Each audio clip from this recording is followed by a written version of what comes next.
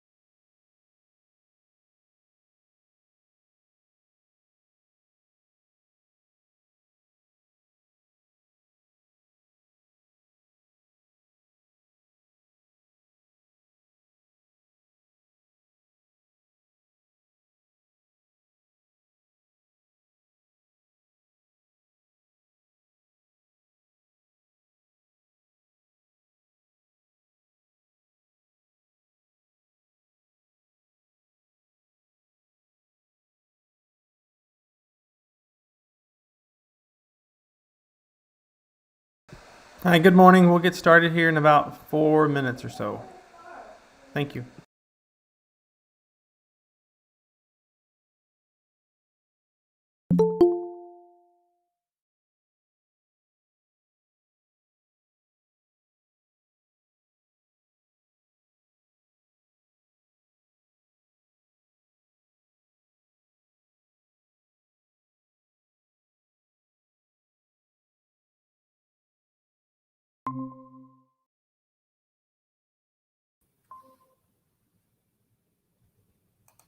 Hey, Nick.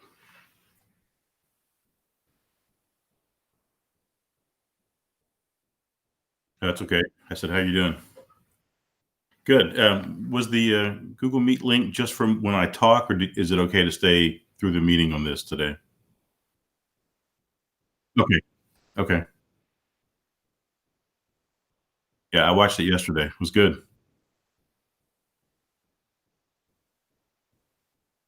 Right. Sounds good. Talk to you then. See you.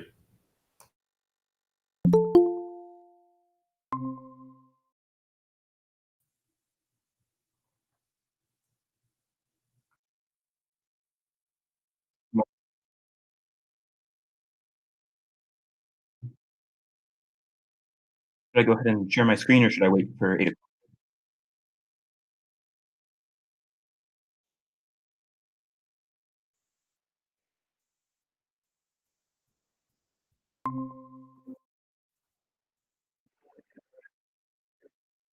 Sounds good.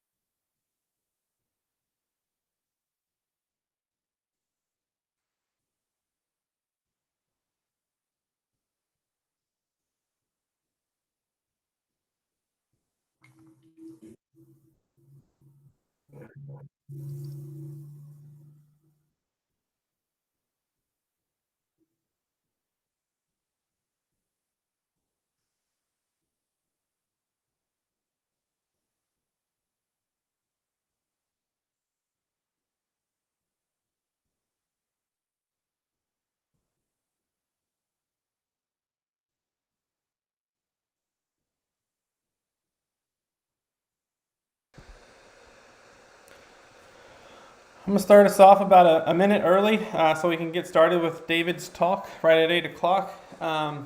Again, I'm Nick Hampshire. I'm here in New Braunfels, Texas, helping run the Texas Weather Conference this year, along with the committee that we showed yesterday. So, very thankful that everyone is joining us once again. We have a really good day of talks today. If you like thunderstorms and severe weather operations, and wind, today's the day for you because we are jam-packed with that. One minor change to the program is we had that hiccup yesterday with Dr. Nielsen Gammon. We're going to slide him in at 3 today, so the afternoon break will only be about 15 minutes, but that should be okay.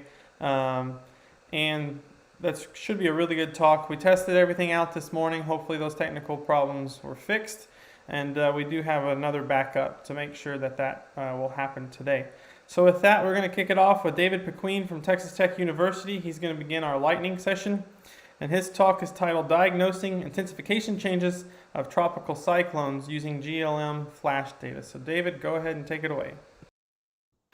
Thank you for that introduction. I'm a second-year master's student here at Texas Tech, and I'm going to tell you about geostationary lightning mapper data today.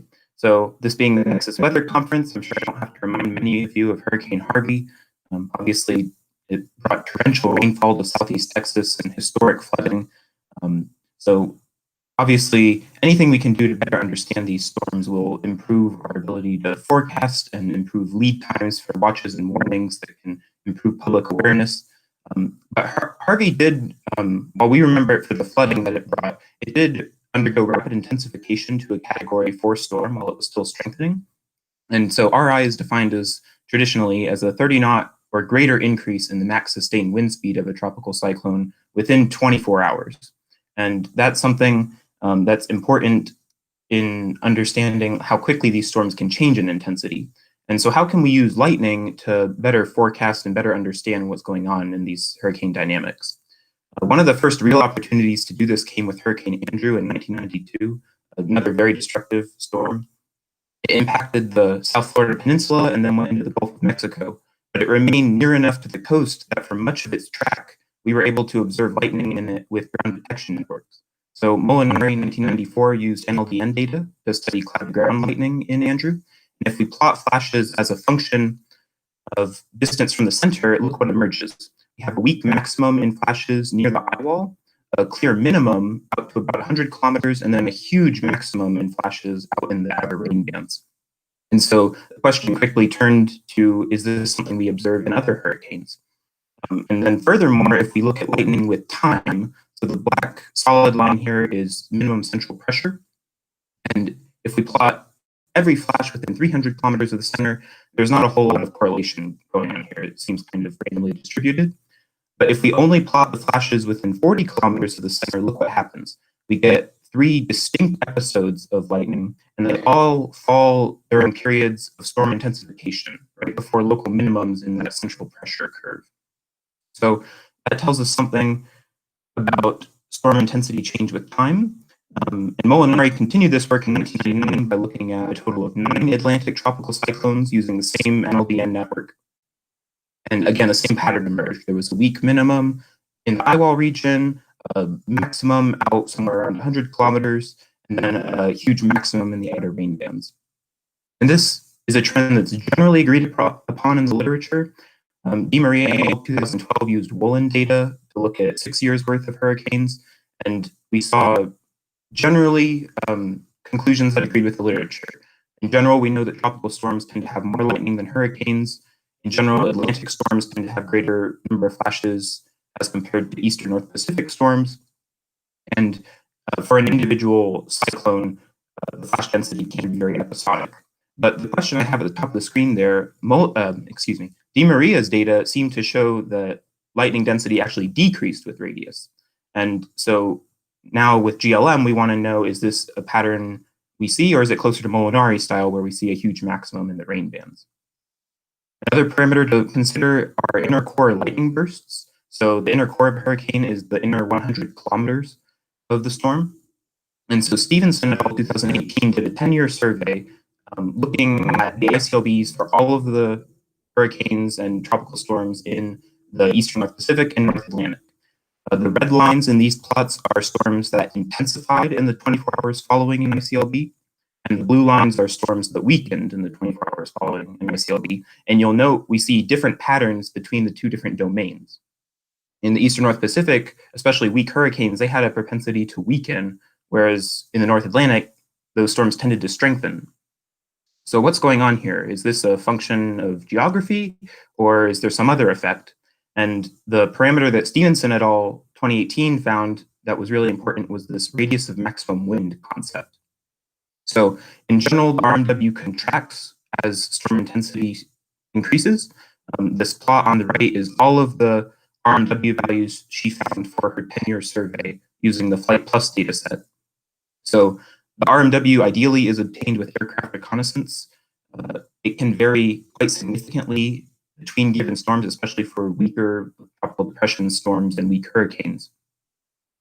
There is work being done to identify the RMW with satellite imagery, but the results are still inconsistent, and there's still work being done on what is the best methodology for that structure. So ideally, you want to use aircraft reconnaissance data for RMW when it's available. And if we now plot ICLBs as a function of distance from the sun inside of the radius of maximum wind, those storms tended to either remain at constant intensity or strengthen. And same thing for an ICLB beyond 1.5 multiples of the radius of maximum wind. But it's this region right here that really caught Stevenson's attention. Between 1 and 1.5 multiples of the RMW, if the inner core lightning burst occurred there, storms tended to weaken on average. So maybe we can use ICLB position to help identify upcoming intensity change. So now we have access to a new data set with GLM, and we want to see if this pattern continues. These diagrams of the instrument are from Goodman et al. 2013. And we have GLM on 2 satellites right now, GOES 16, which observes over the Atlantic Ocean, and GOES 17 over the Pacific. And you'll note that Texas falls kind of smack in the middle of the overlap region between those 2 instruments. The plot here is the GLM observation region superimposed on NASA TRMM-LIS data. So you can imagine for a storm like Harvey, in theory, you could use both GOES 16 data and GOES 17 data to try to understand the lightning characteristics in a given storm. One thing that's cool about GLM is the CCD has larger pixels near the center and smaller pixels towards the outer edges. So the resolution doesn't vary hugely across the field of view. It increases from 8 kilometers only up to 14 kilometers at the very edge. So this is really good for our lightning statistics. GLM will provide us information about flash counts, and so we can get flash extent densities, but it also gives information about flash areas and total optical energy. So when I talk about these parameters in a minute, this will be as observed at the instrument. So for instance, total optical energy will be reported in nanojoules.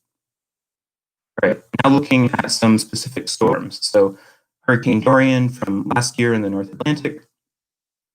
Before we can look at the GLM data, we want to identify the RMW value I was talking about. So Dorian had lots of aircraft reconnaissance flights, and we can use this D value, the departure value. It tells you something about how a constant pressure surface differs from its normal altitude. And by identifying the minimum in the D value, you can get a very precise determination of the center of the storm. And that allows us to then plot wind speed as a function of distance from the center, and we can get plots that look something like this. So in the top plot here, this data is from August 31st. The bottom plot is from September 1st. And you'll see that in general, the RMW is at roughly the same location. But in the September 1st data, you'll see there are 2 more distinct maximums there. So there seems to be maybe some real asymmetry in the RMW. And Dorian at this point was near its peak intensity. RMW can be pretty asymmetric for weaker storms as well, so that's something to consider. But in general, we're going to make these sorts of plots for a whole bunch of different time periods. So aircraft reconnaissance flights while Dorian was strengthening, while it was at its peak intensity, while it was weakening. And we can pick out the RMW from all these different times and understand how it's changing with time. So the RMW for Dorian contracted down to about 16 or 17 kilometers. And then with the onset of weakening, it started increasing again. Unfortunately, the reconnaissance flight during that period of weakening was aborted. So we're missing a data point in this graph on the lower right here. But we can get a pretty good understanding for how the RMW again is changing temporally. And so now we're ready to look at some GLM data. A lot going on in these plots, so let me explain. On the y-axis, we have average flash area in all of these plots. On the x-axis, we have total optical energy, and then the color fill gives you an idea of the number of pixels for that particular bin. The top row is the period of rapid intensification for Dorian, and then the bottom row is the onset of weakening. The plots on the left show you all the flashes interior to the RMW for Dorian during that time period, and the plots on the right show you flashes exterior to the RMW all the way through the outer rain bands. So in the top row, you can see I divided the RMW at 17 kilometers. And then in the bottom row, I made the RMW choice at 20 kilometers. And if you look in the rain bands and the plots on the right, you'll see a fairly wide distribution that's pretty consistent over time. The flash area maybe decreases slightly, but it's pretty consistent. But we see big differences in the inner flashes inside the RMW. The flash areas have a huge decrease. Use the red reference lines there to guide you. And the total optical energy decreases as well.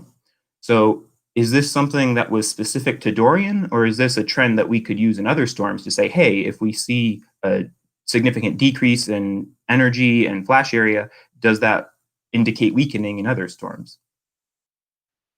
If we look at a Pacific-based storm, Hurricane Barbara from 2019, this time the big observation is that there were no flashes interior to the RMW during weakening. So in this case, the top row is a slow and steady strengthening. the middle row meets the qualifications of RI intensification, and then the bottom row is the onset of weakening. And this is a good example of the episodic nature of lightning in hurricanes, how it can vary significantly over time. But then also, again, no flashes interior to the RMW. So this, during the period of weakening, would be a case of the ICLB occurring outside that 1.5 multiples of the radius of maximum wind I was talking about. And then the final storm we're going to look at today, Hurricane Eric, also in the Pacific from last year.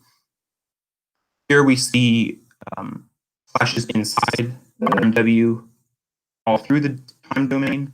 Again, the top row, slow and steady strengthening, the middle row, rapid intensification, and the bottom row, the onset of weakening.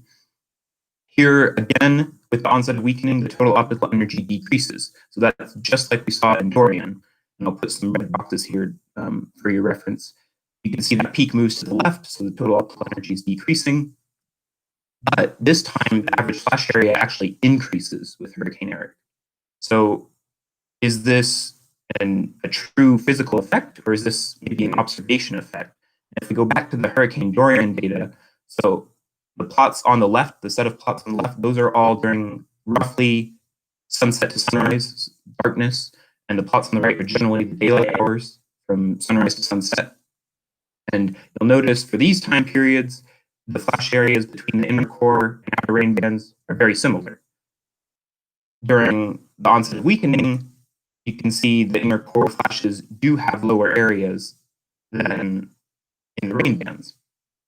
So there's a real physical effect going on here. However, if you compare the plots on the left to the plots on the right, the flash areas did tend to change between night and day. And so we're trying to understand to what extent is that a real physical change in the storm, and to what extent is that an observation artifact, something that changes as the background threshold of the GLM detection changes.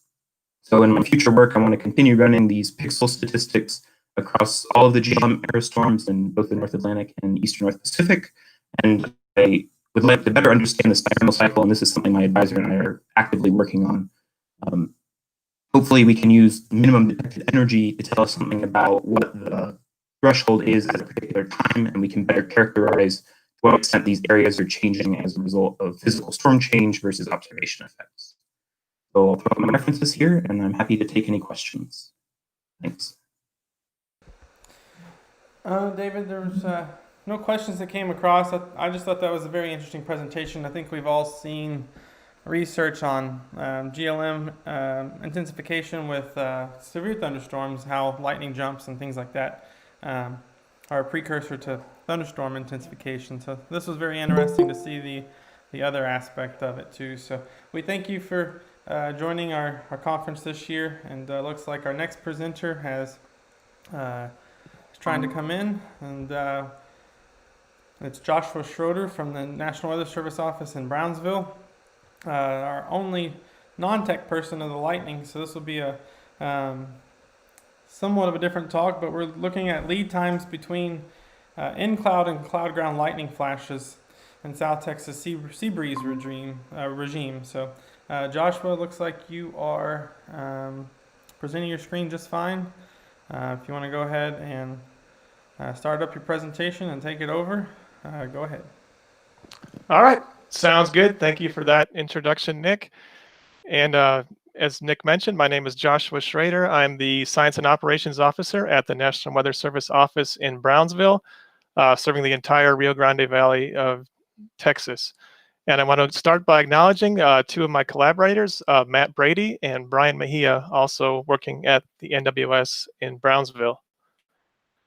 So in our public safety campaigns, we often talk about when thunder roars, go indoors. And I think that's great advice, maybe for the general public. But in my experience, there are other users that maybe have different needs, that may be able to cut it a little closer, so to speak. So until 2016, I was actually a meteorologist at White Sands Missile Range in southern New Mexico, which some of you may be familiar with. I know there were quite a few New Mexico folks on the conference yesterday. But one of the things we had at our disposal at White Sands was a three-dimensional lightning mapping array. And we used to use this to advise test officers out in the field, working with ordnance, putting missiles together, things like that, about impending lightning activity. But one problem I ran into was that, a lot of these safety regs that they were working under were geared toward cloud to ground lightning strikes. So we would see thunderstorms starting to pop up with the heat of the day or over a mountain nearby. And we tell them, hey, look, we've got in-cloud lightning in the storm. It's, 5-10 miles away. And they'd say, well, call me back when there's a cloud to ground lightning strike. And we weren't totally comfortable with that, but we kind of had to go along with it. So wouldn't it be great to tell an emergency manager, the safety officer, venue manager, okay, you're hearing thunder, so there's definitely in-cloud lightning. This means you've probably got, X number of minutes before a cloud-to-ground lightning strike happens. Of course, lightning is truly only hazardous when it hits somebody on the ground, unless you're dealing with aviation applications and things like that. Take any final precautions now. So what is that number of minutes, and can we determine it reliably? So even though it's conceptually fairly simple, there's been little published journal article work on what that delta T value actually is, defining it as the lag time between the first in-cloud lightning activity and the first cloud-to-ground flash in a particular storm. One instance I did find was by McGorman et al. 2011 in Monthly Weather Review. And they looked at, they compared NLDN with 3 locations where there was a VHF 3D lightning mapper available, one in Oklahoma, one in North Texas, and another in the high plains of Colorado, Kansas, Nebraska. And they found that delta T at the 50th percentile, basically your median value, just across those 3 regions varied from 3 to 31 minutes. So that's a pretty widespread, and they did speculate that it varies tremendously across geographical regions. So what is it like for South Texas? I did mention that I had wanted to look at this a little more detail when I was at White Sands, and I did kind of some precursory work. Couldn't quite get to the level of a talk, but in the storms I looked at, daytime thunderstorms over the mountains, generally 5 to 15 minutes of lead time, but again, pretty high variability. So here in South Texas, or even deep South Texas, in the Weather Service, we're doing a lot of impact decision support, or IDSS. So who might want to know this number for our area? Well, we've got SpaceX going on out at Boca Chica Beach, just about 20 miles east of here in Brownsville. They might be interested. We just had a 4,000-seat outdoor amphitheater opening on South Padre Island, and actually faces out toward the Boca Chica launch complex. So down the road in the post-COVID world, you can envision folks gathering there to watch some of these space launches.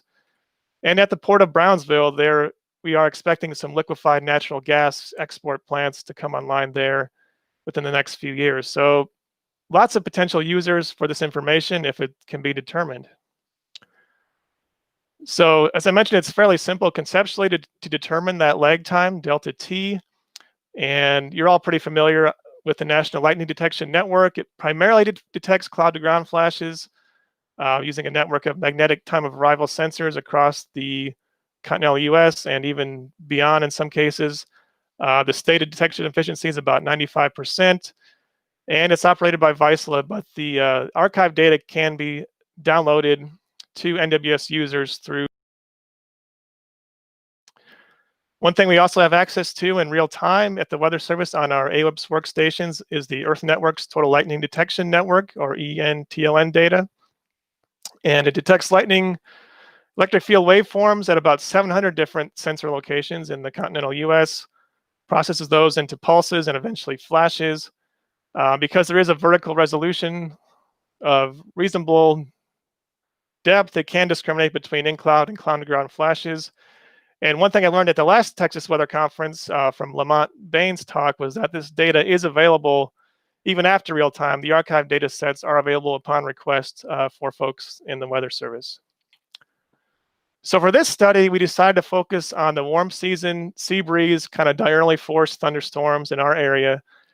We thought, doing this manually would be relatively easy to isolate individual storms and determine that difference in time. So we started looking at each day's worth of data around the time of the sea breeze initiating. Usually that happens somewhere between 15 and 18 Zulu, late morning, early afternoon. We started off just with one season of data from 2018, covering the months of June through September. And we kind of, like I said, we kind of focused on the first storms of the day because once boundaries get kicking around and things, the convective pattern tends to get pretty messy in a hurry. One thing we did not look at, we didn't consider widespread convection forced by more synoptic scale features like upper level lows, tropical waves, and so forth. For example, in June of 2018, we had a upper low cause some pretty severe round of flooding in our area, and we pretty much left that whole week alone. We wanted to focus on the diurnal sea breeze stuff. So the goal was to identify at least 30 of those storms where we could calculate the delta T to allow for at least some semi-robust statistics. As I recall, I think 30 in a normally distributed phenomenon gives you a pretty decent statistical calculation of the central tendency, at least. So what we did as far as the procedure, we started with the cloud to ground strike data and worked backward. We found the first cloud to ground strike occurring around the time of sea breeze initiation. Often there was a little bit of a lull in the lightning data. It was pretty clear even scrolling through the data in a spreadsheet, as you can kind of see here. Early morning lull before the sea breeze gets going. Then we looked at the radar reflectivity imagery in Weather and Climate Toolkit or GR2 Analyst from about the previous hour or so and looked for signs of that sea breeze storm development around the time of the first cloud to ground strike identified that particular day. Then once we found a cloud to ground strike, we wanted to look for a prior in-cloud pulse. So we did this by exporting the radar data back to a KMZ file and looking at it in Google Earth. Plot the latitude, longitude of the strike. May be a little difficult to see on the streaming screen. I apologize for that. But you can actually plot the reflectivity imagery and then overlay the location. Here's, for example, is our cloud to ground strike this particular day. Then look through that Earth Networks data, try to find a source that occurred nearby, and I'll say exactly what that was defined as in a minute, and at least within the prior 60 minutes. So plot the location of that first in-cloud source, determine that spatial separation between the two. In this case, I mean, you could calculate this pretty easily in a spreadsheet, but we just used the Google measurement tool for the most part. It was just over 2 miles between the two, so more than likely associated with the same storm. So for this purpose, it must have occurred within about 10 miles of the cloud to ground strike and be visually associated with the same storm cell. And then if possible, we went back to other cells on the same day to see if we could pick out clear delineation in storms. Otherwise, it was back to step one and start going through the next day. So I really appreciate the help I had with this from my collaborators. What did we learn? So on the positive side, we were able to identify 79 storms, well in excess of the 30 we were hoping for. However, what we did find, at least for our area, was that delta T, you can see a histogram of the distribution here in the lead times. In 42% of the storms we looked at, the first lightning activity was a cloud to ground lightning strike. In fact, if you look in a cumulative sense, 76% of the storms had less than 5 minutes of lead time between those two. And looking at 15 minutes or less, actually 95% had less than 15 minutes of time between the first in cloud and the first cloud to ground flash.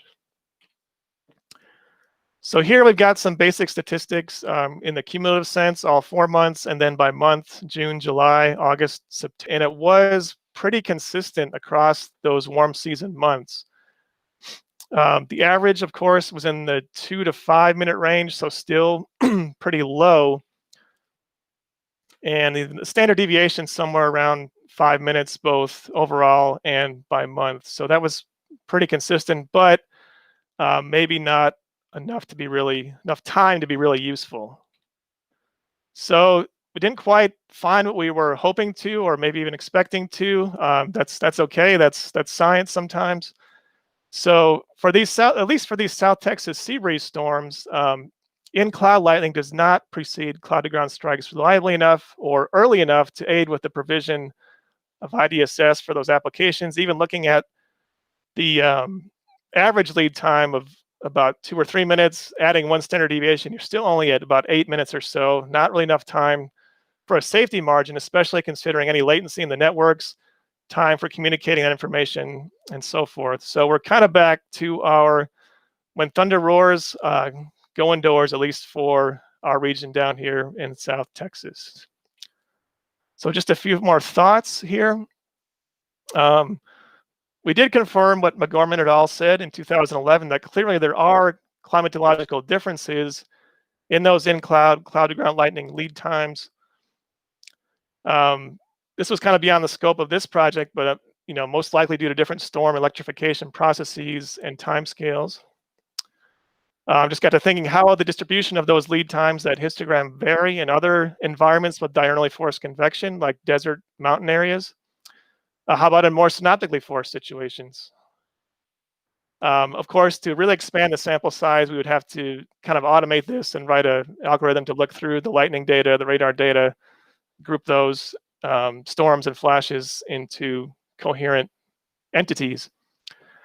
Maybe more importantly, what value does that delta T become useful? Of course, it depends on the application. I mean, if you're less than 10 minutes, probably not useful. And then going out from there maybe becomes more useful, more applicable to safety applications. Would the delta T be any different using GLM sources? Something maybe to look at in the future. However, the GLM doesn't have the horizontal resolution of the Earth network's data, so that would pose a little bit of a challenge. And finally, do other thresholds or predictors, for example, reflectivity at certain isotherm heights, which I know NASA has done some work on at the Cape, provide more value? And I know we've got a couple talks coming up on lightning initiation and predictability, so I look forward to those talks. And with that, I thank you and be glad to take any questions. And one question, did you look at any seasonal variability between spring and the more tropical air masses of the summer? Good question. No, we did not look at spring. We kind of started with meteorological summer and went into September, though that will be interesting to see how, with the air mass change, freezing level changes, if there was any difference between the two seasons. And one last question, were you using the total lightning pulses or cloud flashes? I did look at the flash data, but I started with the pulse data actually. I want to know when that very first indication was. I started with the pulse data actually. So I basically like to use the pulse data for the analysis is the short answer. Okay. And one more comment before we move on, I guess was me. I know there's been a lot of research with vertically integrated ice and first flash. So I don't know if there's any relationship between in-cloud lightning and VICE, however you want to call it, and then the first flash. I don't know if you've looked at kind of incorporating those two or. I had not. That's a great suggestion though. I'd be interested to take a closer look at that in the future. Cool. Well, great presentation. We appreciate it. Looks like Jessica Souza, did I pronounce that right? Joined us from Texas Tech University. And she will talk about flash propagation relative to radar estimated turbulence during the KTAL experiment. So Jessica, if you want to go ahead and share your screen and get started, you can take it away.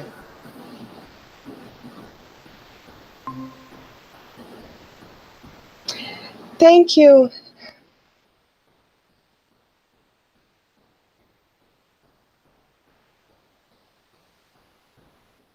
So good morning. I have been developing this study as part of my master's with the advisement of Dr. Eric Bruning.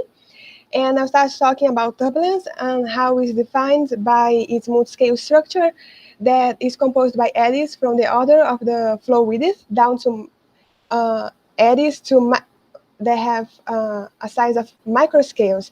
So under the Kolmogorov assumption, we have three main regions on the energy spectrum of turbulence.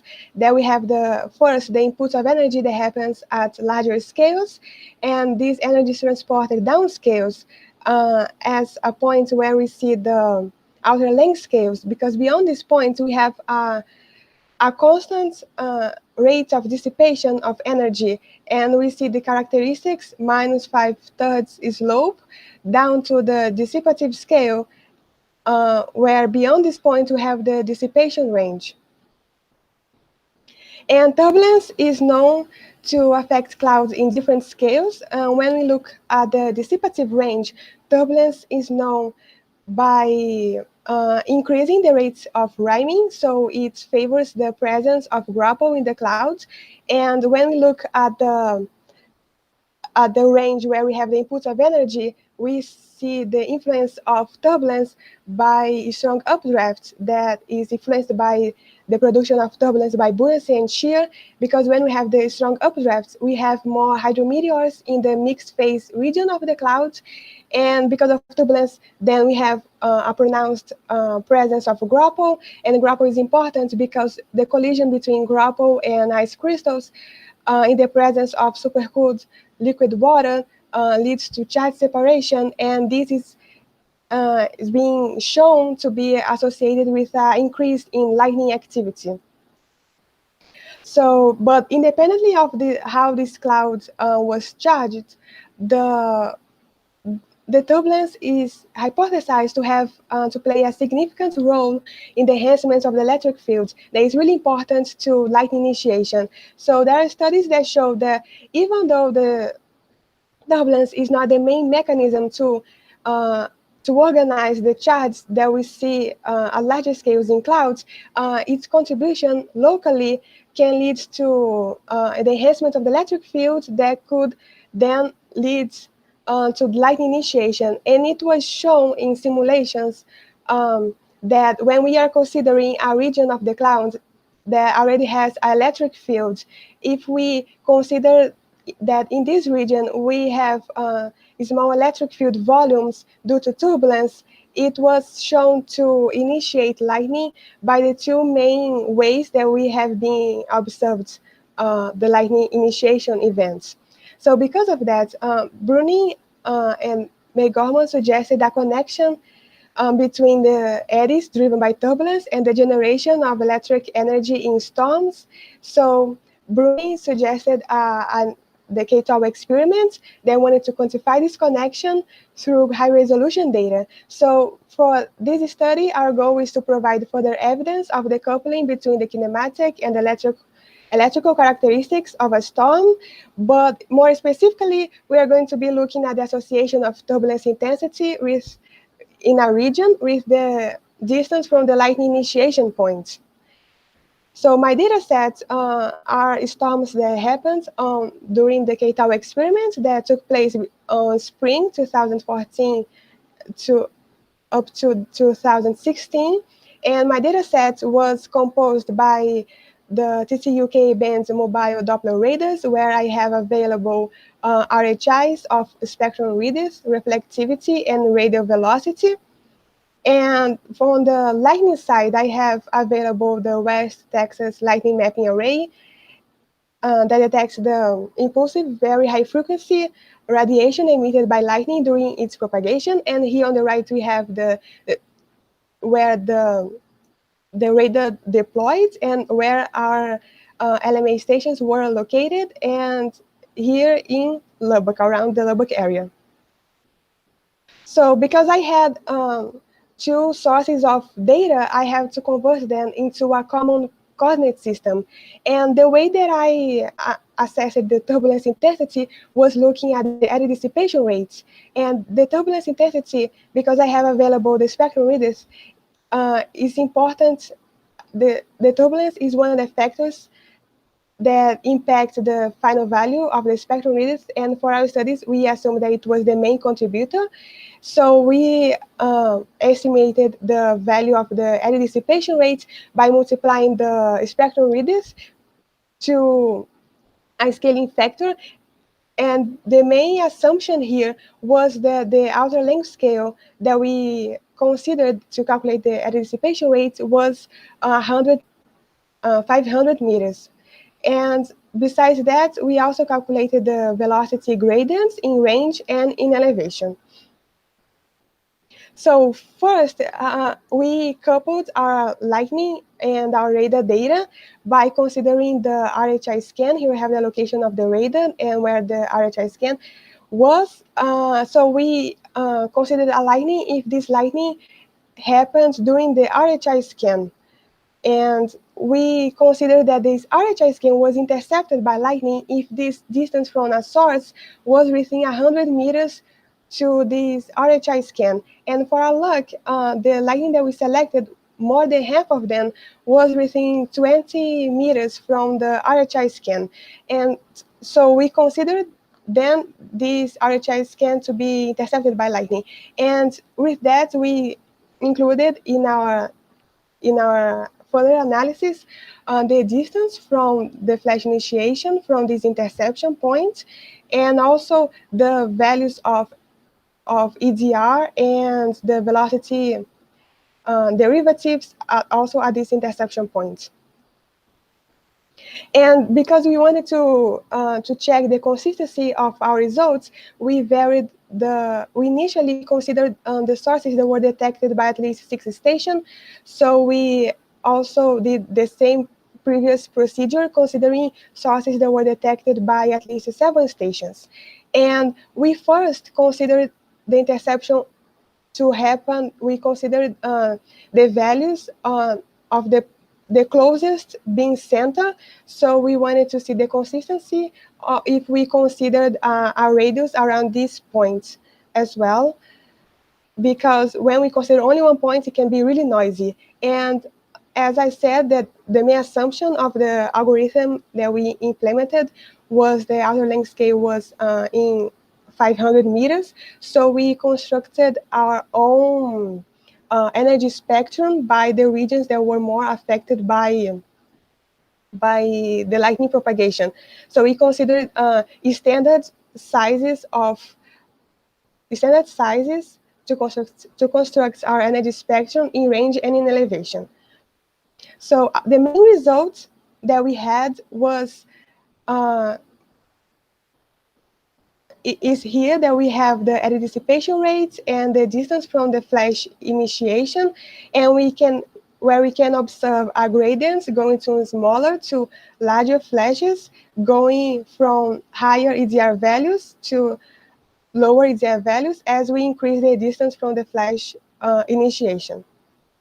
And we can break down these results in 3, because we observed 3 main behaviors. The first one is what we expected, associated with smaller flashes, higher EDR values closer to their initiation points, and a transition to larger flashes, low EDR values, more distance from the initiation points. But the second behavior that we observed here was a concentration of high EDR values of really small flashes, and this was consistent because these small flashes, they were concentrated higher in the clouds. The mean initiation altitude was 11.7 kilometers, and this higher region of the cloud is found to have more turbulence in them. And the third behavior that we found was really small EDR values closer to the lightning initiation. And this was interesting because we can really find low EDR values in the updraft area if the updraft is unmixed, and so it's less affected by the wind shear and the droplet size distribution broadening. And another way to look at these main results is to look at the velocity gradient, where we also see a gradient of smaller flashes to larger flashes, and where we can observe that smaller flashes are more associated with a higher variability in the velocity, as we increase the size of the flashes, they were intercepting our RHI scan in less variable velocity field. So checking the consistency of these main results with the other approaches, because the first approach that we took was less restrictive, as I said, we are considering the nearest neighbor and sources that were detected by at least 6 stations. So as we increase our requirements, we see that here sources detected by at least 7 stations, and considering a radius of 88 meters around the interception point. So this reduced our the lightning that we selected from 443 to 243. But we had a filter of these higher EDR values of smaller flashes, but we end up basically with the same shape but more defined. And when we construct our own energy spectrum, this is an example for the storm that happens at this day for 4 of those selected regions that we considered here to be 100 beams in range and 100 beams in elevation. And by doing this, we could observe the presence of the inertial range, because here we have in this red dashed line this line of minus 5/3 slope that is characteristic of the inertial range, as I previously said. And this was consistent looking at different box sizes, going from 50 beams in range and elevation up to 300 beams in range and elevation. So the main assumption of our algorithm was that the outer length scale was 500 meters. And because we assumed this to be in the inertial range, and it really did for the storms that we analyzed, so it was a good choice to estimate the final EDR value. So the conclusions of this study was that the sensibility test that we did to check the main trends that we observed sustains what we initially thought, that turbulent regions can result in more flash initiation, and less turbulent regions can favor flash propagation. Because we observed that smaller flashes show a wide range of high EDR values, and they also show a higher variability in the velocity derivatives, and less turbulent regions can favor flash propagation because it allows lower EDR values and broader flash areas, so different sizes of flashes.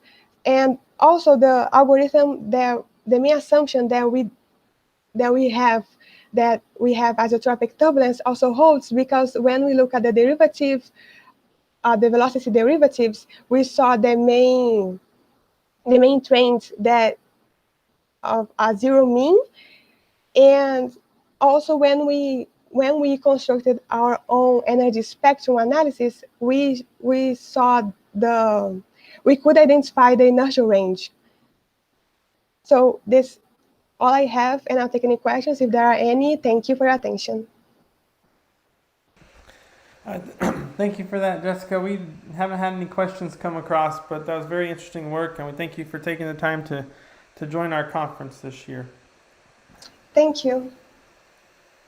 So next up, we have Vicente Salinas, and he is joining us now. He's another Texas Tech University student with another lightning talk on investigating the influence of thunderstorm kinematics on local increases in electric fields and charge preceding lightning flash initiation. So another talk about kind of what to look for ahead of the first lightning strike. So Vicente, if you can hear me, go ahead and start sharing your screen, and we'll get you started.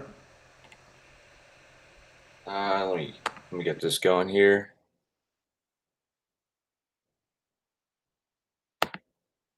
One second.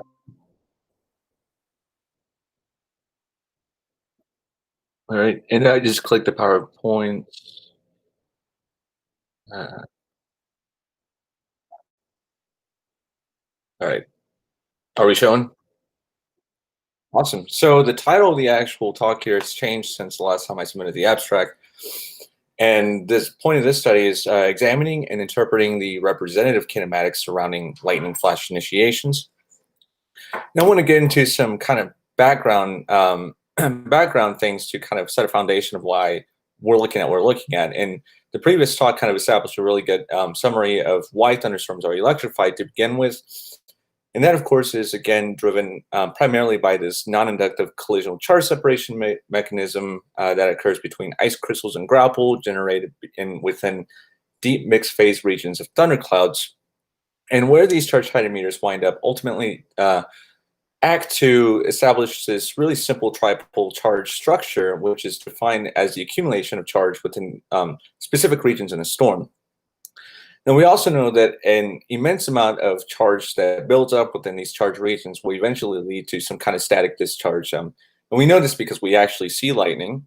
The problem is that we still don't really understand why lightning even happens to begin with, and that's because the electric fields of storms that have been measured have consistently been measured to fall below what is necessary to break down or to cause electrical breakdown in air.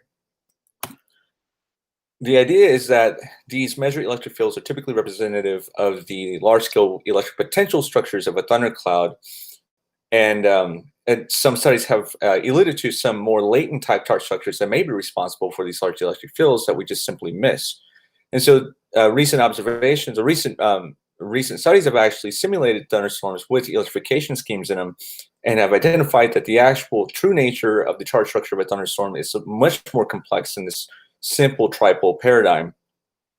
In fact, it's the idea that the approach rate of, not the approach rate, but the interaction of these charged, compact, small charge regions are what give rise to electric fields that achieve breakdown strength. It's just that the temporal scales at which they are generated and the spatial scales at which they are found are just so small and too fast that they've evaded our current detection efforts. Now, the actual generation of these charge structures is thought to be entirely driven by complex or turbulent flow that's generated along the exterior edges of an updraft that's ascending through the thundercloud. And this takes form in the sense of the turbulent eddies that are stirring around charge carriers and to these small localizations that generate these small compact charge regions. Now, the only thing we've actually been able to do in terms of observing relevant kinematic and lightning relationships is simply through looking at their spatial relationships or temporal changes that co-vary in time. The first being, the most relevant being the spatial comparisons. What has been found is that in locations that we anticipate the most complex charge structures to exist and where they align and with respect to the updraft tend to be where the most frequent flash initiations tend to occur, as depicted on the figure on the right.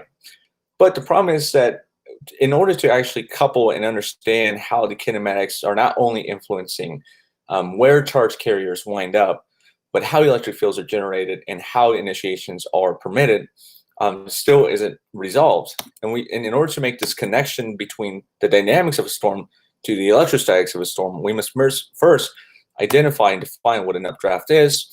And this is quite simply by identifying a simple framework by which we can actually define what an updraft is as a sequence of transient thermal bubbles. These structures have not only been observed in numerous laboratory studies, but have also been observed in actual thunderstorm observations and in more recent model simulations. The generation of these circulations along the exterior of these thermal bubbles depicting the same concept of the large eddies generated along the exterior of an updraft column. But why is this important? Well, this brings us to the hypothesis.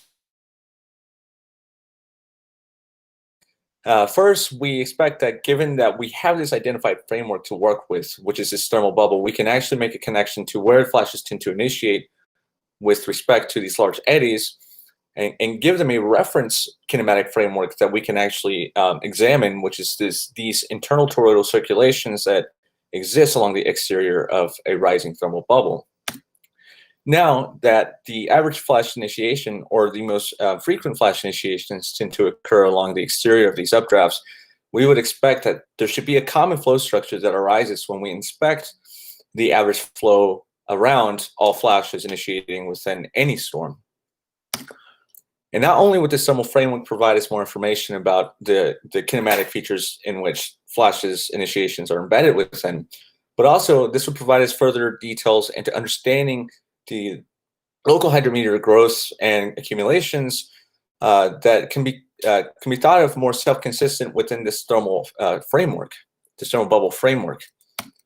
Now, if a common flow pattern does not arise, the idea is that initiations of lightning flashes are probably driven by the larger scale electric potential structures in ways that we've just simply not observed, or by processes that are still not explored as of yet. In order to examine these hypothesis points, we make use of the National Severe Storms Laboratory collaborative model for multi-scale atmospheric simulation, CAMAS for short, as it directly couples the kinematics of a thundercloud to a electrification scheme and permits the initiation of synthetic lightning flashes. Not getting too much into the actual specifications of the model itself, I do want to note that we use a relatively high spatial resolution in order to clearly resolve some of these larger scale flow features, which is important to what we're looking at. I'm going to be talking about one specific case in general, a multi-cell case that was sampled in June 15th, 2015 over Roseville, Texas. This was a multi-cell storm which produced 320 flashes. I'm going to be referring it to or as RP15 from here to the end. So the first part of the experimental design was to simply retrieve the relevant kinematic terms by which we could make these analyses. And this was first done by simply retrieving the storm relative flow, which we do by just subtracting the environmental flow from the domain flow in order to isolate just what's happening within the storm. We then locate the initiations that initiated within the simulated thunderstorm and generate these small local cubic volumes surrounding each initiation point. Within these cubic volumes, we derive the velocity gradient to describe the kinematics, and then the relevant perturbations for the velocity fields, and also these flow composites. The flow composites being this last illustration at the bottom of this figure here, where we make composites along each planar dimension of the local cubic volumes and also average through all flashes. And this gives us a general depiction of what the flow looked like for the average flash, and if it tells us anything about where these flashes are occurring. There is a caveat to this, these initiations, however, and that's that there exists this initiation time lag. The model output, each output time represents a post-flash depiction or depicts the actual environment after all flashes have terminated from the beginning of the output time. And so flashes initiating out to 300 seconds prior to this representative environment are going to have poor representative kinematic details. And so in order to mitigate this issue, we subset flashes into these pre and post flash designations. The current output time is used to designate the post flash environment, which we group flashes that are initiating up to 60 seconds before this time in order to define this pre-post flash subset. And the pre-flash subsets define using the previous model output time step, gathering all flashes 60 seconds after that time step occurred, allowing us to kind of have this side-by-side comparison of flash populations closest to the representative environments. Moving on to the results, the figure to the left shows our flow composite for our RP15 case. To get our bearings, the red lines indicate the perturbed flow perturbation flow field. The black lines are base state flow within the local cubic volume, and the change in light thickness are going to be changed in the vertical velocity magnitude. Well, the first thing we note is that the average initiation tends to occur just to the right of vertical motion near flow curvature in all planar dimensions. And in addition, these vortex structures are really dominant mostly in the vertical flow fields. And we see a very large vertical flow structure along the XZ plane at the top of the figure and two counter-rotating vortices on the YZ plane to the right of the figure. Now we can decompose the flow within these local volumes and inspect the actual individual components of the velocity gradient in order to understand if this flow is actually what's is in existence in describing the average kinematic environment around the surrounding flash initiations. First, we isolate and identify the main contributing components of velocity gradient to be those of horizontal vorticity along the XZ and YZ planes. We can further decompose those vorticity components into the relative terms of shearing, vertical shearing, and horizontal shearing, and vertical motion. And we can use these terms to reconstruct the average flow field within the entire local cubic volumes, and we actually get almost an identical depiction using just the individual components themselves. So this kind of confirms that this is the actual flow field that's dominating where the average flash tends to initiate within this thundercloud. Whenever we inspect the actual subsets, when we consider the time lag, what we see is that within 60 seconds of either pre or post flash output time, the flow structures for the flashes within a 60-second increment are relatively similar in their structures.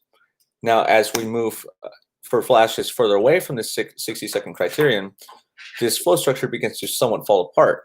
Specifically for this case, there's not much of a degradation in the actual signal of the flow field, but we did see that for some of our other cases.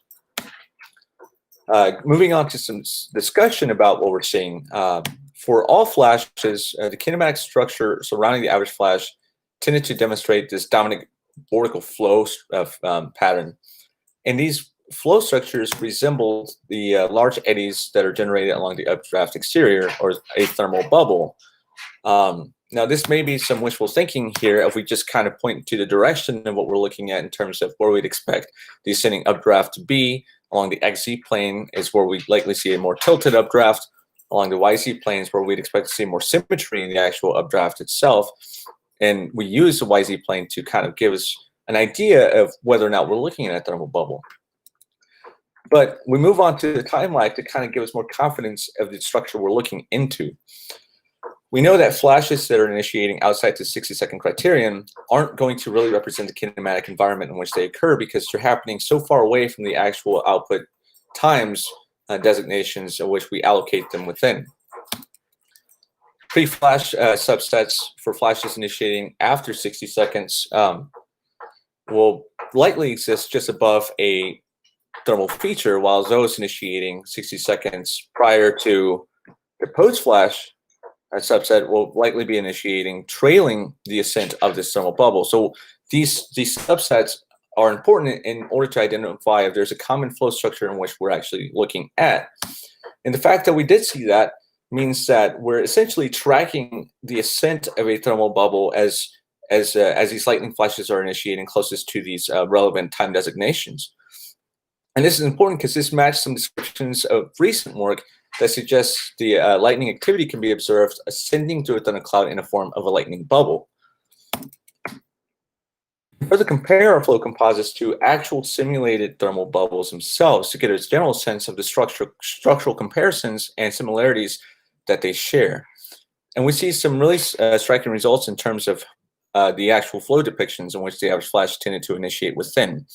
The first two WK82 and SL16 cases weren't shown in this work, but were actually two of the other cases that we use, while the one highlighted in yellow is the one presented in this presentation here. And we see that the actual flow structures, primarily along the YZ plane, where symmetry is expected, are relatively close in structure to what's actually been modeled for thermal convection. In addition, we can compare these to actual observed thermal bubbles within thunderclouds, and we see not only does the structure of our composites match what is expected for an updraft, but also the change in not only the supercooled water content, but cloud droplet concentrations increase and decrease in identical positions of those that are actually been observed in real thunderstorms as well, giving us more confidence that what we're looking at is initiations occurring within a flow regime that has a very specific framework. So to conclude, we found that the average flash initiation does in fact occur within a common flow structure, and these resemble the thermal bubble frameworks. In addition, the identified flow describes the eddy generation along the exterior of an updraft, where most work or most previous observations have found that frequent flash initiations tend to occur. So we're, in a sense, we're supporting these previous observations by quantifying the exact kinematic environments in which flash initiations tend to occur within. That we identified this common flow pattern, that we have this kinematic framework to work with, allows us to further promote future studies to examine the specific microphysical thermodynamical processes local to these thermal bubbles in order to understand how localized changes in charging and even charge accumulations may arise to generate electric fields that are sufficient for electrical breakdown and ultimately flash initiation. And that's all I have for this talk. Thank you, Vicente, for that. I don't see any questions, and but very good information and very interesting information as well. So thank you for joining us for the conference this year. Thank you. Next will be Tyler Welty. Hopefully he joins us pretty soon.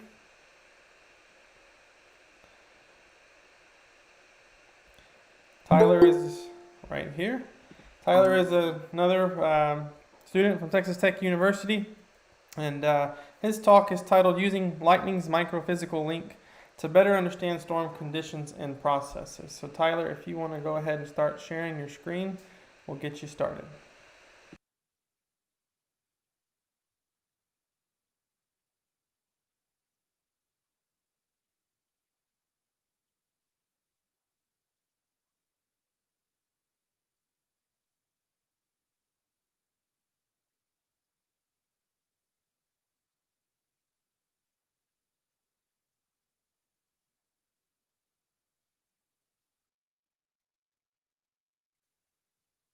Sorry, my microphone was muted. Can everybody see my screen okay? Okay. Yeah. Oh, okay. I had to click on the screen and then click share. Okay. Here we go. All right. All right. Sounds good. All right. Howdy, everybody. My name is Tyler Welty, and today I will be discussing using Lightning's microphysical link to better understand different storm conditions and processes. So, we have plenty of lightning data. As David discussed earlier this morning, he talked about the geostationary lightning mapper that is on the GO satellite, and we have regional and national lightning networks that produce a plethora of available lightning data to us. Yet, this is often underutilized both by the forecaster community and the weather forecast or the weather research community at large. And most of this data is primarily used within the lightning research community. And part of the reason this is the case is because there's significant uncertainty as to which storm processes lightning best relates to.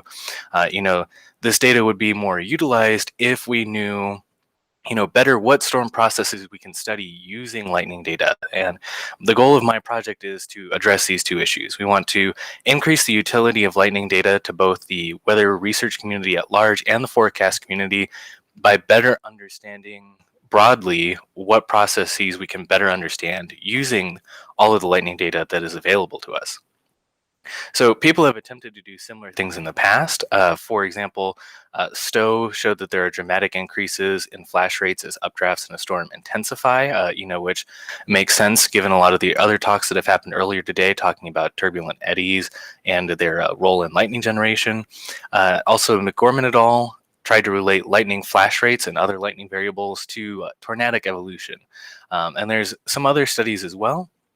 But a lot of the problems that they would run into are that they would either have too few cases to be able to say that their results are broadly true for all storm cases and all available lightning data, or they would, even though they had good results, or they would have good results, but only for a very small handful of parameters, both for lightning and for the storms, which when we still have this broad uncertainty about what variables lightning best or what storm processes we can better understand using lightning, although they have very good results, they only shine light on a small sliver of what all we could use lightning data for. And a lot of these studies also attempt to relate storm or lightning to storm processes that might not have a causational link with lightning. For example, what causes a tornado to form might not be strongly related to the same processes that cause lightning to form. And so a lot of times the correlations between lightning and those storm processes are a bit weaker. And so we hope to address all three of these problems within my research by considering all possible cases for the Vortex Southeast field campaign that I'm using, which works out to be about a dozen.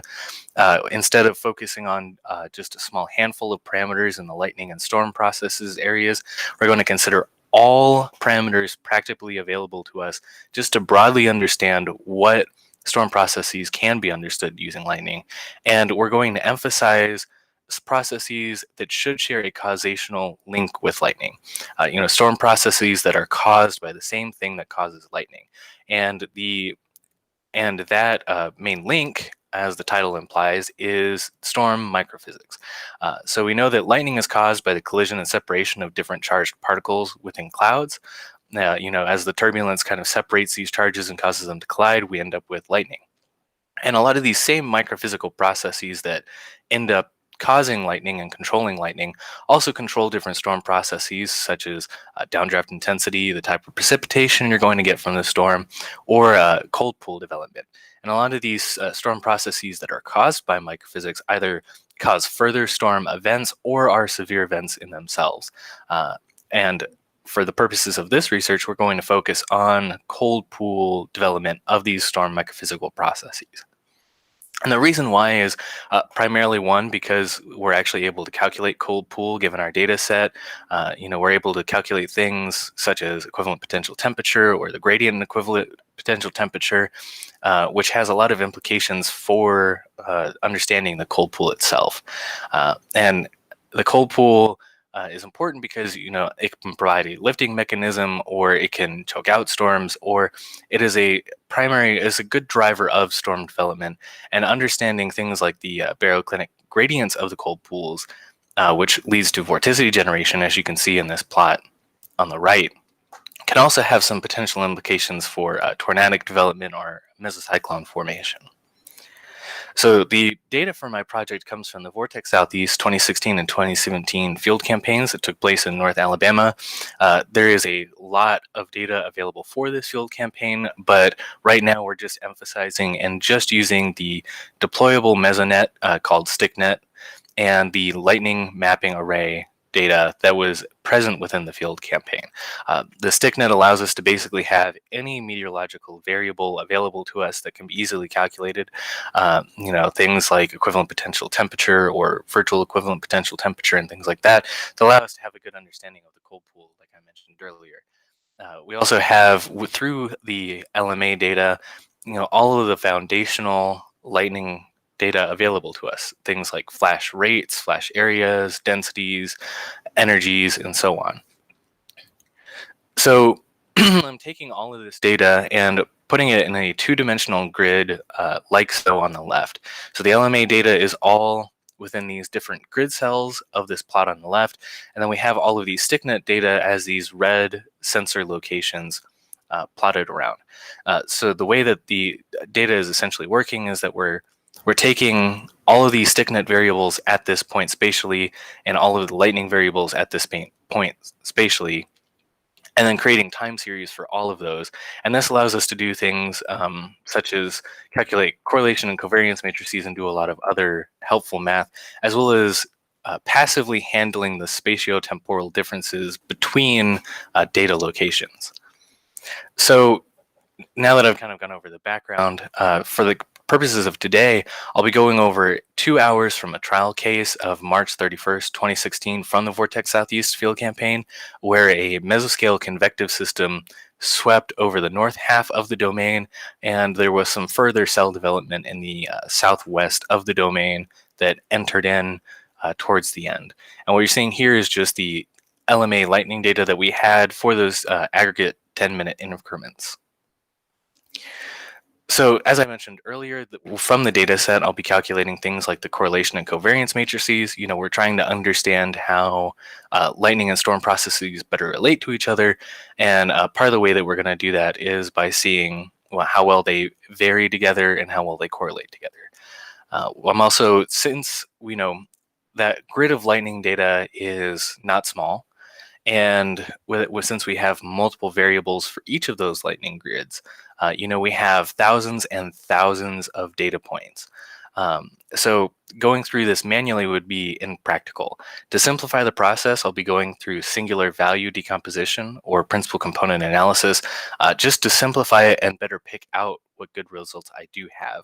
And how principal component analysis works is kind of here on the right. You start with an initial data set, and then you can decompose it using eigenvalue decomposition to create these three smaller matrices that tell us other information about the matrix.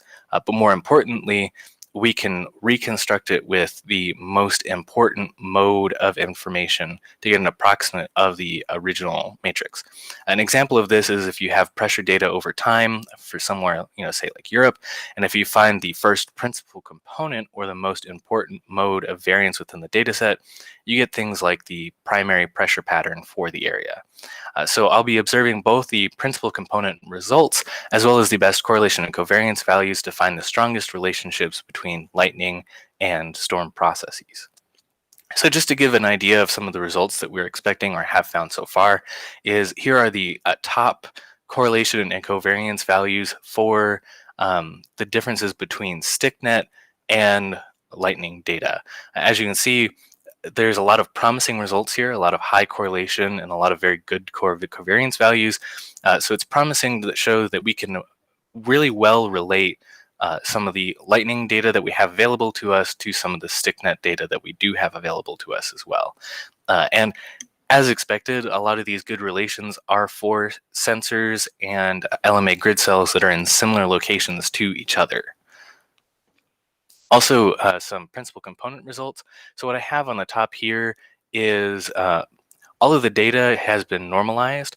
So from the original, the plots represent the values within the matrix. So for example, within the original data, we have the time series of the first little bit would be StickNet, and then the rest is LMA data. And they're normalized to be z-score values. So in this case, the blue are negative z-scores and the red are positive z-scores. And it's just a nice way to kind of visualize broadly what all the data set looks like. When we recreate this matrix using just the first principal component, we get an interesting pattern here where, again, this is the z-score values. And you can see, that it changes the overall pattern of the data, and we can see some interesting results that work out of that. The same thing as the original data matrix works out here for the original correlation values. The red would be a correlation of 1 and dark blue would be a correlation of -1. And, as expected, you would see some of these diagonal patterns between like variables and like sensors, meaning that, along the identity axis, you would expect 1. And we have kind of a similar pattern for covariance. And what I have on the bottom here is just the difference between the original data above and the first reconstructed principal component for each of these. And you can see that where this is the difference, red being positive and blue being negative. And you see that the principal components here start to pick up a lot less data, which makes sense given that we have so many more principal components.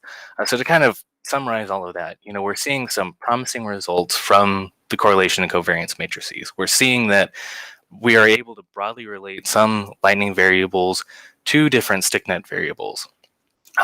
Working with principal component analysis is still a learning process for me, but we are able to see some patterns within the data and the relationships. We can see, broadly that we can expect certain lightning variables and certain storm variables to be able to relate to each other, which should increase our understanding broadly.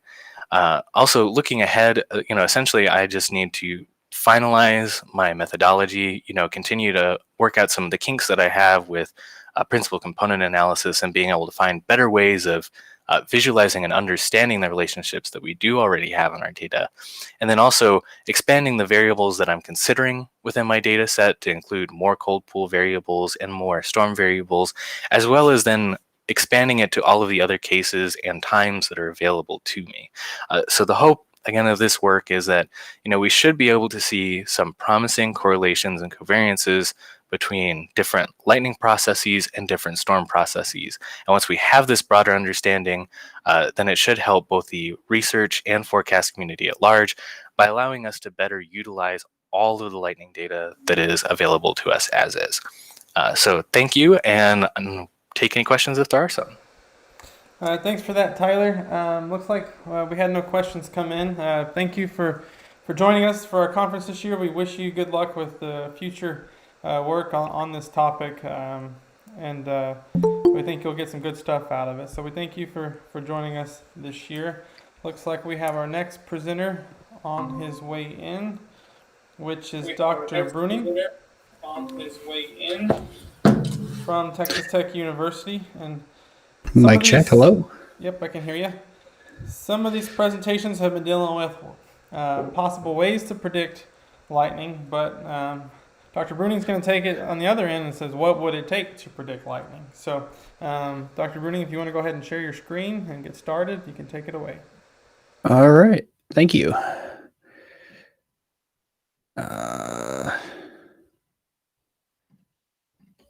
Let's see. I gotta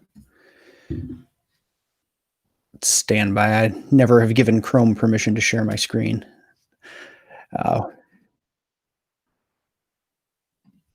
Yeah. Tell you what, let me just switch to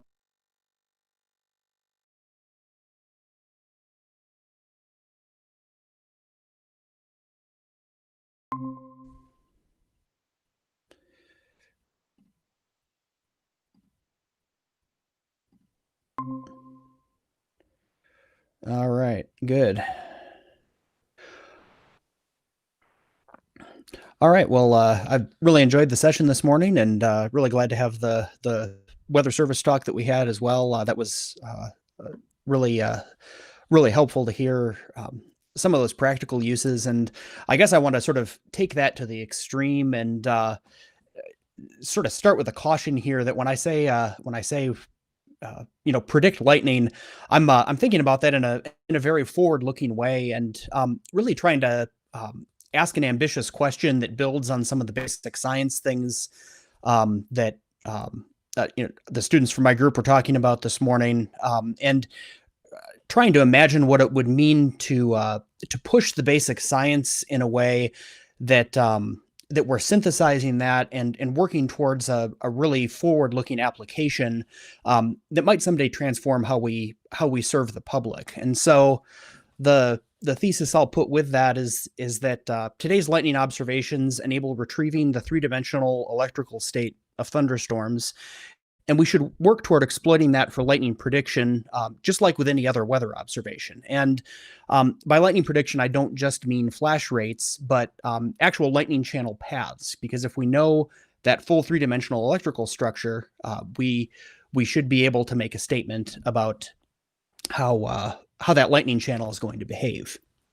And so I want to step way back and talk about the whole history of meteorology, because of course you might hear me make a statement like that and think this guy's crazy and too ambitious. But if you look at the water vapor image, the northern hemispheric water vapor composite on the right side of the screen here, you might make the same claim about the weather. If you look at those swirly, turbulent synoptic eddies, that sure looks like it would be hard to make sense of and hard to forecast. But that's one of the most sort of routine foundational components of weather prediction today. And we've used theory and ambitious global observing infrastructure, and certainly computing has helped us make progress on these topics, where there were in the early days of meteorology, severe doubts about whether or not we could even make progress. So I quote Lorenz here in his famous paper that really helped define chaos theory and this highly sensitive state that the atmosphere is, the dynamical system that it is. And he states that prediction of the sufficiently distant future is impossible, perhaps, and yet we didn't give up just because it was a hard problem. And by thinking about it as a really complex physical system and characterizing those physics, we were able to make some progress. So let's talk first, to set the stage for lightning, about the available instruments that we have today. Back in the 80s and 90s, when operational lightning detection first became feasible, there was sort of this singular focus on the most immediate human impact. The cloud to ground strike and the National Lightning Detection Network came out of a very concerted effort to characterize the peak current and location of those discharges. And we're in a very different situation today. We now have a real diversification of measurements, measurements of intracloud and CG strokes, and even mapping of lightning channels, both with research instruments like the Lightning Mapping Array and the optical pulses that GLM maps out that are especially visible in like long stratiform discharges. And so now, in addition to measuring those ground strikes, we also measure strokes of current that happen deep inside the cloud, and at all altitudes in the cloud. And as I also mentioned, we also do this channel mapping. And so together, we're now observing charge motions that extend from channel development to various intermediate scales of charge transport, and some of which start to make quite a bit of light, and then those largest scale currents like ground strikes. And we're now taking these measurements continuously and mapping out all of these different processes along the lightning channel. And that's a very different situation from the ground strike mapping, but also a real opportunity to now relate fluctuations in our modern lightning mapping measurements to other storm processes as they vary. So let's try and turn this into a physical problem.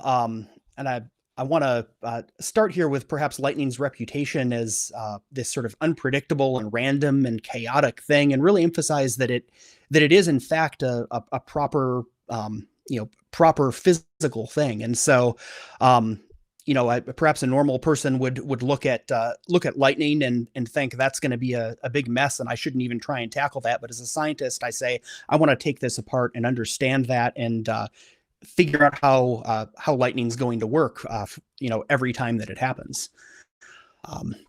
So the physics of lightning is actually described by some relatively straightforward equations that are perhaps even simpler than what we regularly deal with as meteorologists.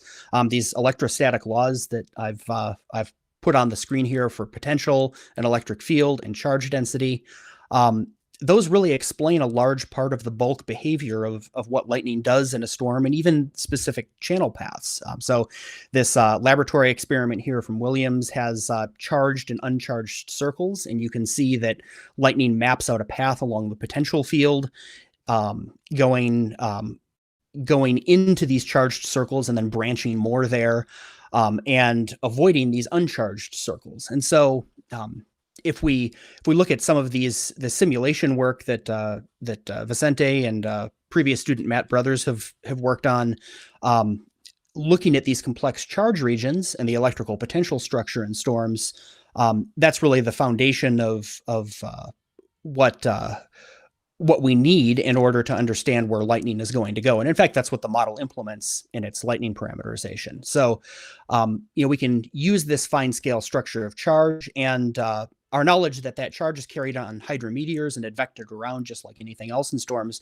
to turn this lightning physics problem into a problem that's coupled to the meteorology of storms.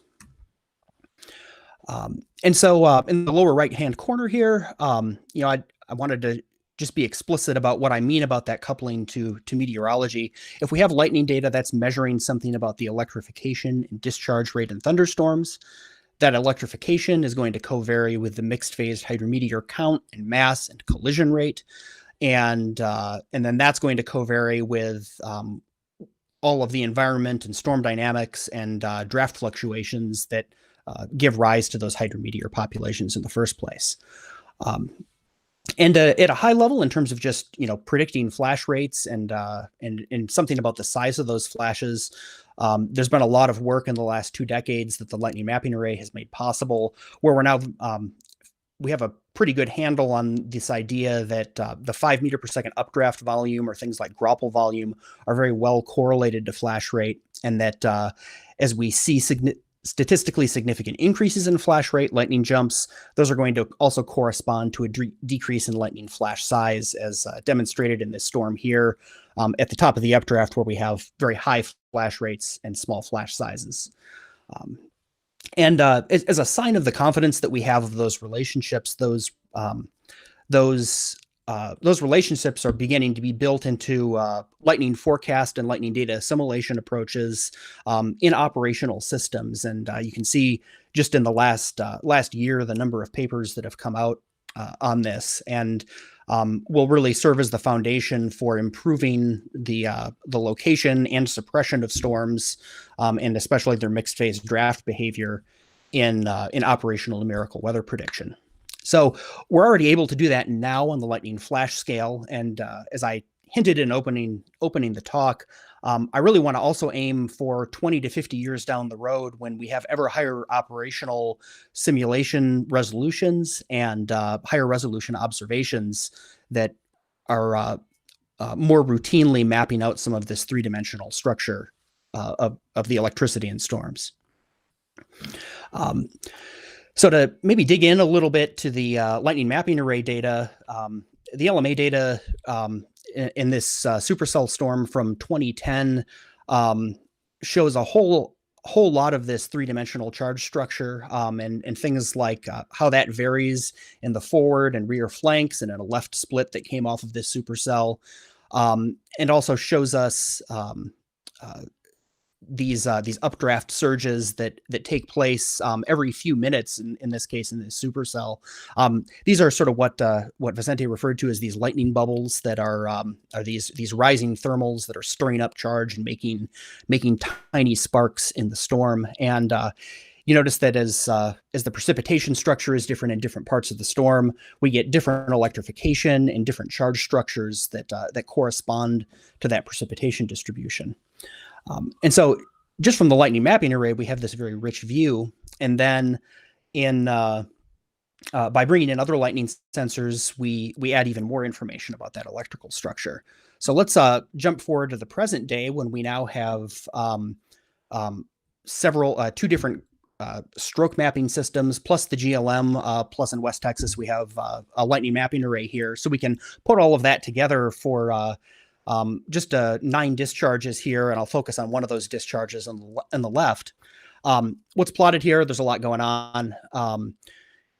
There's information from 2 stroke and pulse networks plotted in red and blue symbols. The IC data as classified by those networks are in the top row. The CG data as classified by those networks are in the bottom row. And then with that, we also have the lightning mapping array data that is all of the colored points that where color evolves in time.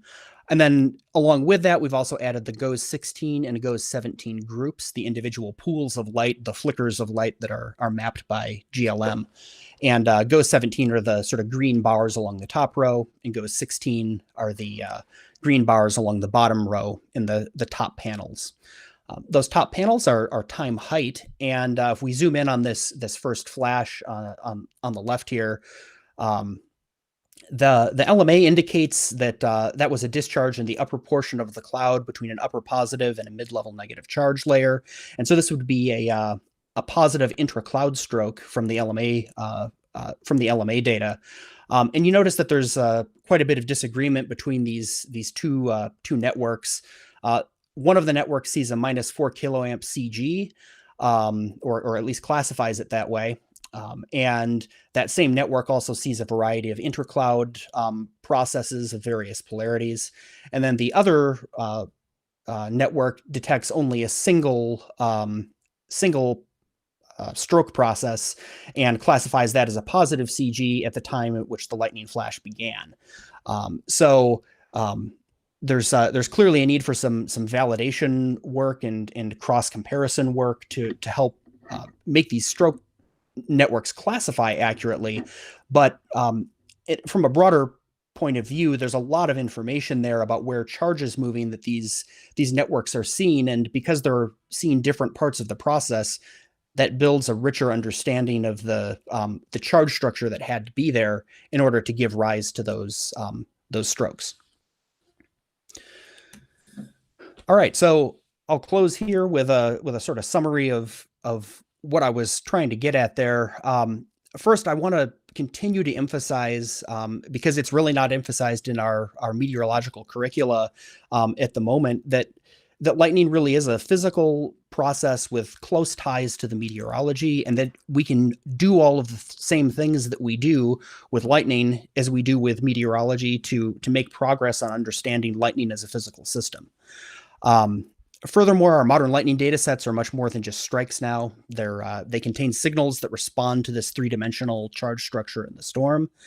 And as as we've had this proliferation of lightning data sets, there's also now I think a really big need for some ongoing investment in validation and synthesis of this operational lightning data, both to improve trustworthiness for that data set's use in operations, but also as an R&D resource to really drive scientific progress in the next few decades. So I'll close with a plea to perhaps dream a little bit more about what it would take to predict the paths of individual discharges. That'll build on some of the things that you've heard this morning, where we need to very carefully articulate the space and time scales of those storm processes that most closely couple to electrification. And then maybe we can work towards this observations-driven data assimilation that retrieves the three-dimensional charge structure of storms, perhaps even in real time. So we can talk about the maximum likelihood of the next flash initiation, or where channel paths are most likely to come to ground within a storm. So that's my pitch for driving some basic science progress with an ambitious practical agenda that couples to operations and ultimately public safety. With that, thanks. Thank you for that presentation. We had one question. It was kind of early, and I think you hit on some of these in your presentation. But they're asking, at what specific temporal and spatial scale do you want to predict lightning, and can you give an example goal for the next decade? So for the next decade, I think one of the best things we can do is start making use of this flash size information. And so in addition to measuring flash rates, we can use these mapped channel extents to say something about the texture of these charge regions and better discriminate between lightning flashes that are propagating through extensive layers of charge and lightning that's more closely coupled to these turbulent eddies and thermals in convective regions. And on the research side, I think I would like to see us make use of all of the kinds of information that we see in LMA data and look towards proofs of concept that we can, in fact, assimilate all of this lightning information into say 125 meter resolution simulation and adjust the charge structure in that storm to match observations. And I think a decade is a good time scale to be thinking on to make progress on that. That is not at all an easy problem.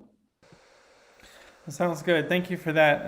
Can never be too ambitious. So we thank you for joining us. That wraps up our session on lightning. We will take about a 30-minute break. We'll meet back at 10 o'clock with our 6th session of the 2020 Texas Weather Conference, which is Severe Weather Operations and Mesoanalysis.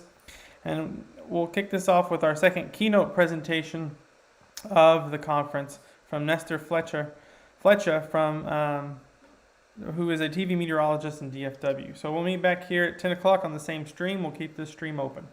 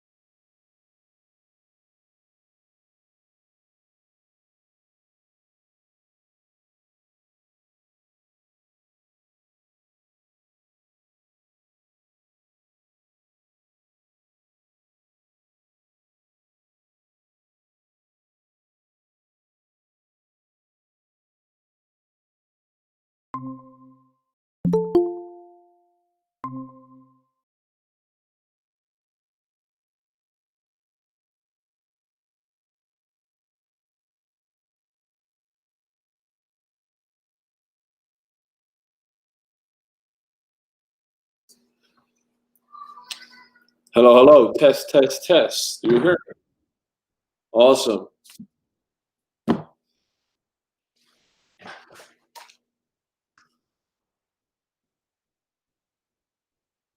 Okay.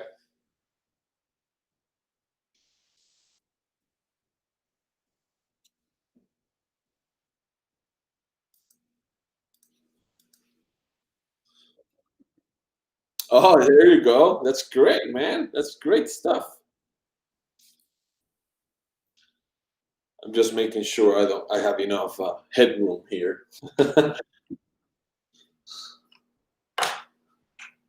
Hey, so far so good. That's great, man. You know. Yeah, well, that's unfortunately like everything else. So just confirming here. So what I'm gonna do is, as soon as I'm ready to start, I'll just go into full screen mode on the PowerPoint, right? And I talk from there, and then whenever I'm done, I'm just, do I leave it up all the time, like the presentation, and then, because I won't be able to see myself, but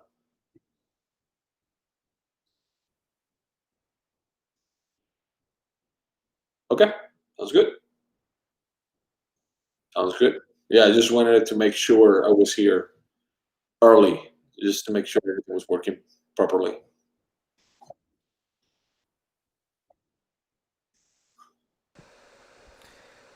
All right, guys, we'll have about 5 minutes to go, and then we'll get started. Nestor's already here, so we'll get started right on time at 10 o'clock.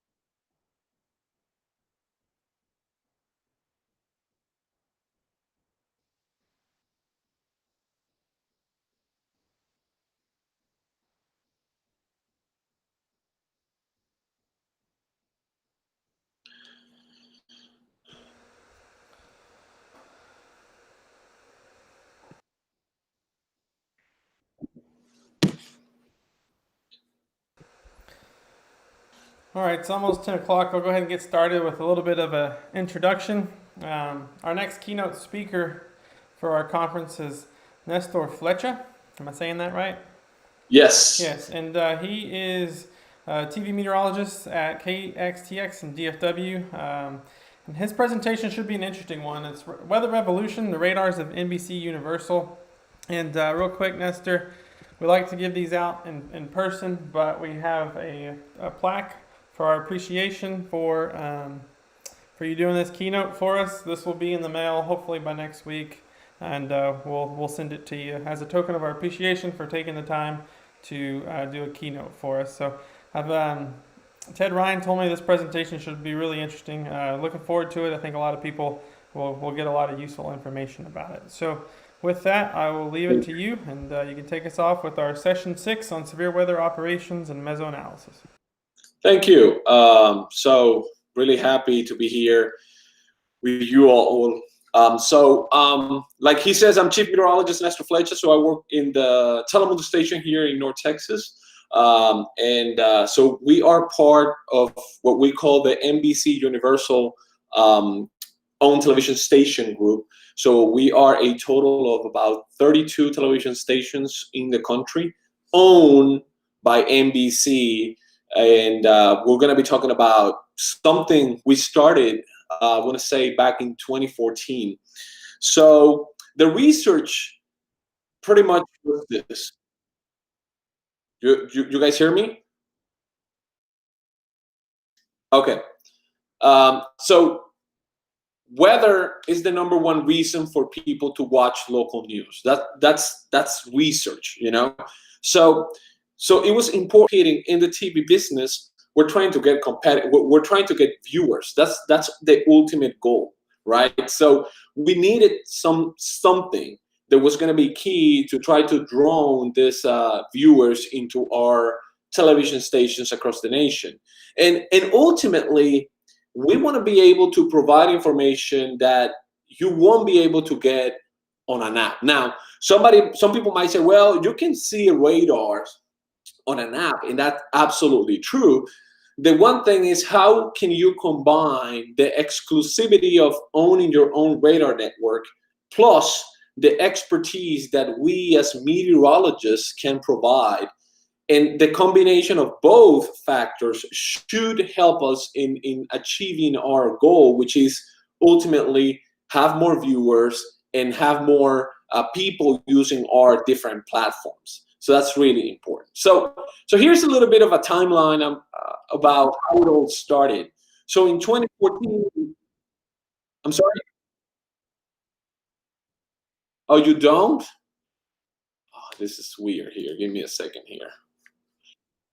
Not a problem. Stuff happens. Let's see.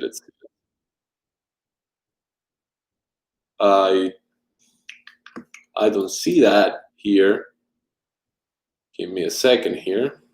Hopefully this is all gonna meet in details, copying, attachments.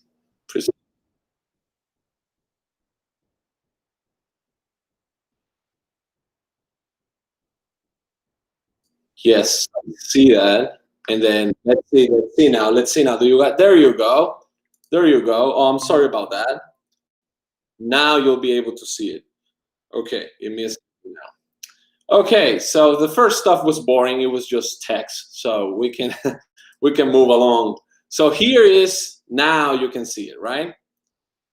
Awesome. So here you can see the timeline, right? So in 2014, we had the idea.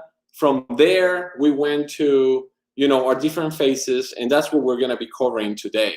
And I'm just going to be sharing with you some examples about some of the things we did in order for us to be where we are at today.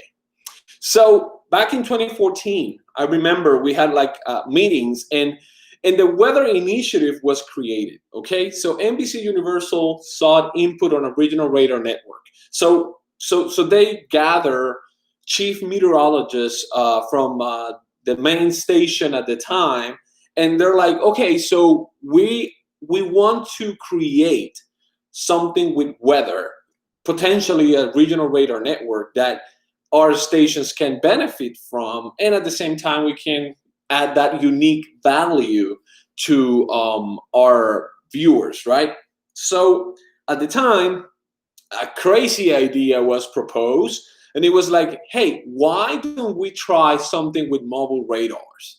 So at the time, we're like, well, are you talking about something like the DAO or something like that? You know, because the Doppler on wheels till that point were used to gather the data, and then that data was post-processed to make analysis for research, not something where we were trying to get all this information real time to try to provide it to our viewers. So it was a very unique approach, but we were all really excited about it. So, and we're talking about X-band radar, so we'll talk about that in a minute. Then in 2015, we started with the S-band radars, and we wanted to consider that. And especially here in DFW, we had the December 26th DFW tornado, the killer tornado that unfortunately caused the death of a dozen of people. And here's why this event was key for us here in North Texas. So it's 2015, and at the time, I'm covering the storm. Also, I mean, my colleague Rick Mitchell, we were covering the storm, and we noticed that a lot of people are reporting a tornado on I-30. Yet the radar data we're getting is not showing that. So we're like, what's going on? Well, our graphics vendor at the time did not have the ability to add sales mode to it. So we were getting really old data. So we had to wait for a full volume scan from NexRad in order for us to get the data. Well, ultimately what happens was now we are telling people there is a tornado here and it's moving through here because we're seeing reports on social media, not because we are seeing an actual signature on radar. So that was really, really at that point, we own our old C-band radar, but that C-band radar didn't have power because the Ovilla tornado that happened before, it was an EF3, knocked the power down, and the generator never started. So now we are literally relying only on NexRad for the storm. And that at that point, we're like, oh my God, we are not going to be able to provide our audience with information they need using radar to track a tornado. Yes, we did provide the information to our audience, but mainly because we saw all the reports coming in about where the tornado was, and we had crews confirming where the tornado was, not necessarily because we were getting the radar data we needed. So then in 2016, NBC Universal said, okay, DFW, Miami, Chicago, and New York, you guys are getting your own S-band radars. And, you know, after millions of dollars invested in the technology, we replaced our old C-band, which, by the way, somebody practiced shooting target at it. It's in Bristol, Texas, the C-band. So when we replaced it, it was damaged.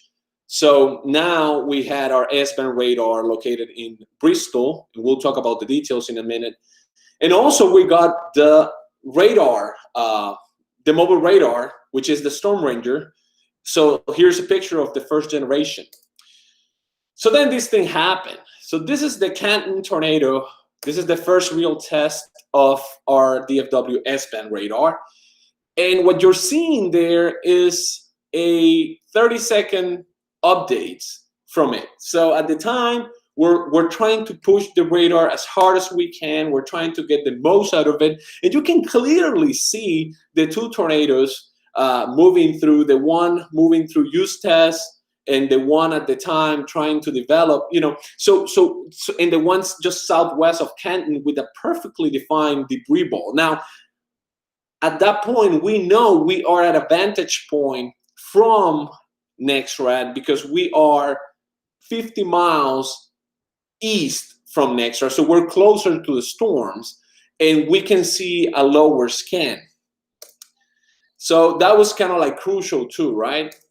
So then at that point, then we move forward. Let's see if this thing allows me to. And then we get the second generation of radar trucks. It's interesting that our partners or our stations in the West Coast, they are using the Storm Rangers to detect smoke. In our stations up in Boston and New England area, they're using it for snowstorms. And even myself took one of these Storm Rangers back in 2017 to cover Harvey in the Gulf Coast. So they were great just to have the ability to have a Doppler on wheels. So here's our Doppler portfolio right now. So we have 2 mobile Doppler radars in California and 3 fixed radars in California. So, you know, due to the different elevation there, so we have 2 fixed X-bands at different heights. One is in San Diego, the other 2 are in Los Angeles area. Plus we have the 2 mobile radars that are shared in between those 3 stations in Bay Area, San Diego, and Los Angeles. We have the S-band radar in DFW. We have an S-band radar and mobile radar in Chicago, and then we have the other radars in the East Coast, plus another S-band in Miami. The Storm Ranger. So here's an example. I don't know if you can see. This is the first time we're using this particular truck. And I don't know if you can hear David Finfrock. Here's one of the biggest advantages of this particular radar here. So at that time, he's explaining NEXRAD Let me show you what our Storm Ranger truck is versus Storm Ranger. So we had definitely an advantage at the time because we're getting real-time data from an X-band radar. And again, remember, it's not that NEXRAD wasn't seeing the storm the right way. It's just the fact that the way that everything works when the data comes off NEXRAD and gets to our system. So it was a long time. But what happened with it? Because when I showed you the map, I did not include a Storm Ranger in DFW. Well, it just didn't work for us in North Texas. Number one, there was a lot of attenuation, and you'll expect that on an X-band. There were constant technical problems, and it was actually overshadowed by our S-band radar. So ultimately, you know, we relocated it.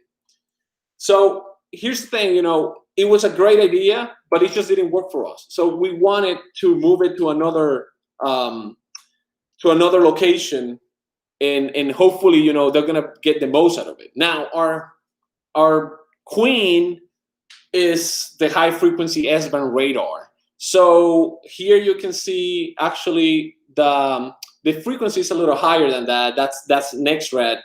But so the location of this radar is in Bristol, Texas. It updates up to every 30 seconds. It's right now. So here's what we did. We said we'll sacrifice the volume scan just to have more constant updates. So we have it at 1 degree because, you know, it's about 25 miles south of Dallas. So if we were to have it lower than that, now we're shooting and we're hitting the buildings at Dallas. So 1 degree is a good happy medium for us.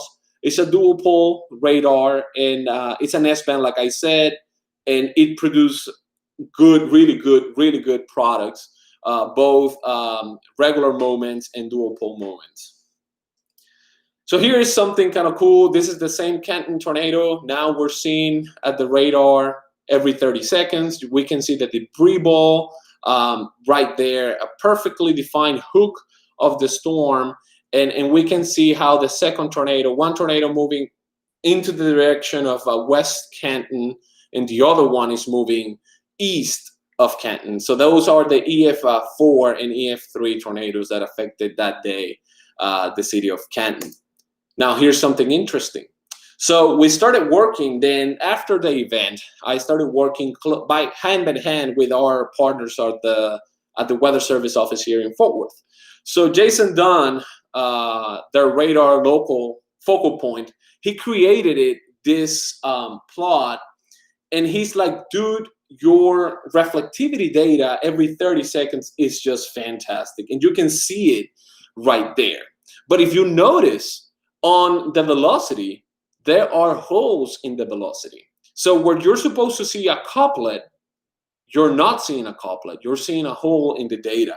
Well, we then, after reviewing the data, we found out that the SQI, the signal quality index, was set too high for this radar. So we were filtering so much turbulence at it because the spectrum width was so high. So then the signal quality index said, oh, that must be wrong. So I'm just gonna get rid of that data. So that was a really, really, oh my God moment, because we're like, oh, we have such a great tool that we can use to display so much data, yet we're not able to see our velocity. And so at that point is when we are like, okay, so how can we fix this? Okay, so we started working back with EEC, and you know, we make it work. But you know, it was interesting that since that event, we had relatively quiet year in 2018 without big tornadoes. And now we are in October 20th, 2019, and we only had 2 storms. I mean, come on, just 2 storms.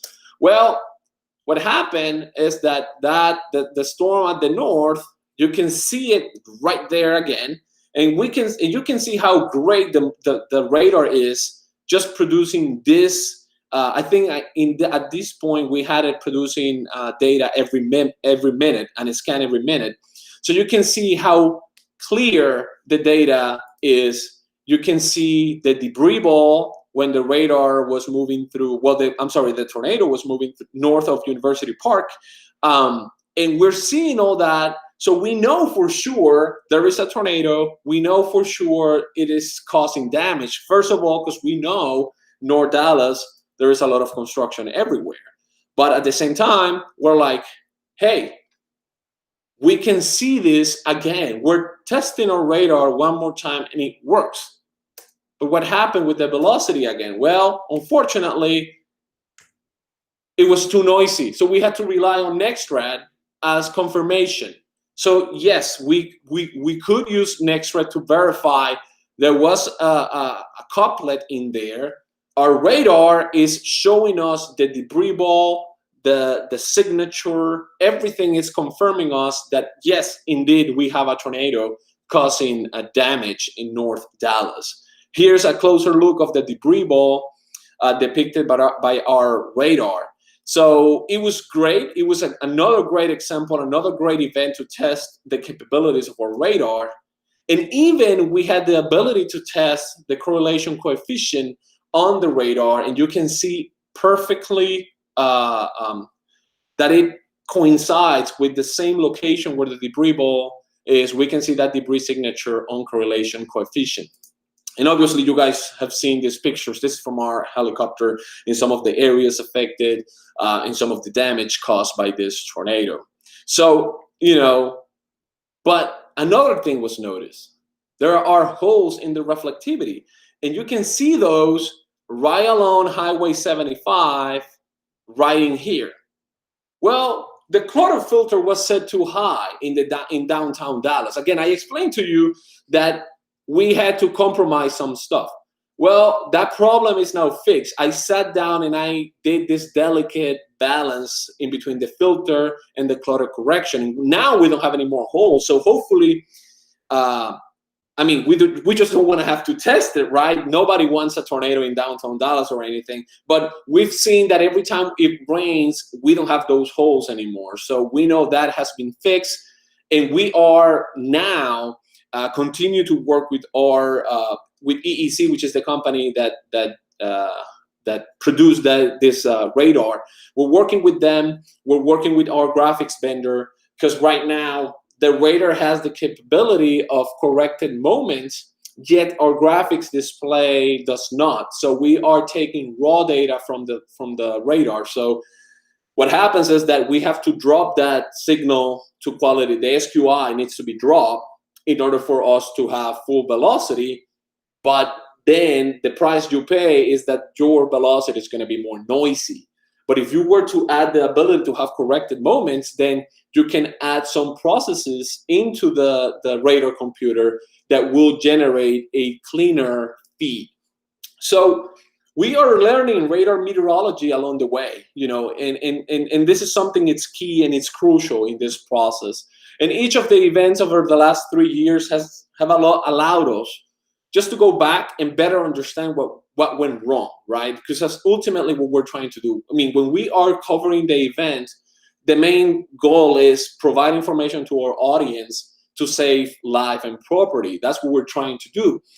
But then after the event, we always have this data archiving that we can sit down and start working to correct all the things that went wrong with the radar. Because unfortunately, it takes these extreme high-end events in order for us to test what the radar is capable of.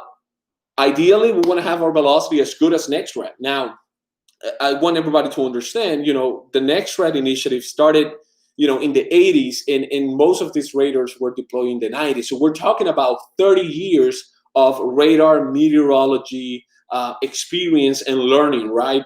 And those radars are great and pristine. So we're trying to add more value to what NextRad can provide, plus ultimately trying to add that unique value in our TV and our digital platforms so that we can provide a better information, a better radar product, and also, have the viewers just to say, oh, you know what, on a regular basis, I might watch channel X, Y, and Z, but when it's real and when it's time to have the information because my life will depend on it, we want them to come and see us.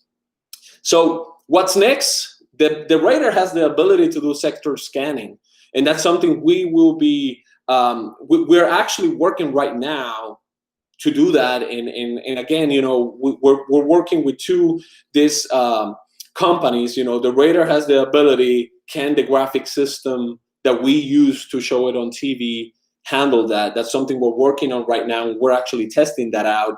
We want to continue to improve the data output visualization, because ultimately we want people to have this radar data to look pristine, clean, and great. We want to continue the collaboration with our local NWS office here in Fort Worth. I mean, they've been great. A lot of our progress over the last couple of years with this radar is definitely something that they pointed out. People like Lee Carla, Jason Dunn, Ted Ryan, they've been key in helping us, providing this expertise that honestly we didn't have. We've been learning along the way. Even myself, since January, I've been the guy in charge of the radar, and I had to sit down, read material, read different manuals to understand what different tools each of them do and what are the capabilities of the radar. And hopefully when all this is done and when the COVID is done and when we can, go back to quote unquote normal, we can possibly start working in a real-time data. In the beginning stages, it's going to be a test bed, very local with our NWS Fort Worth office. And then from there, we don't know if we can, continue to do this at a more national level where we are going to be able to share our radar data, both X-band and S-band, with the National Weather Service, so that they have more tools to provide more information. So with that, that's it for me. If you guys have any questions, this is the time, and in there you can see my contact information if you have any questions.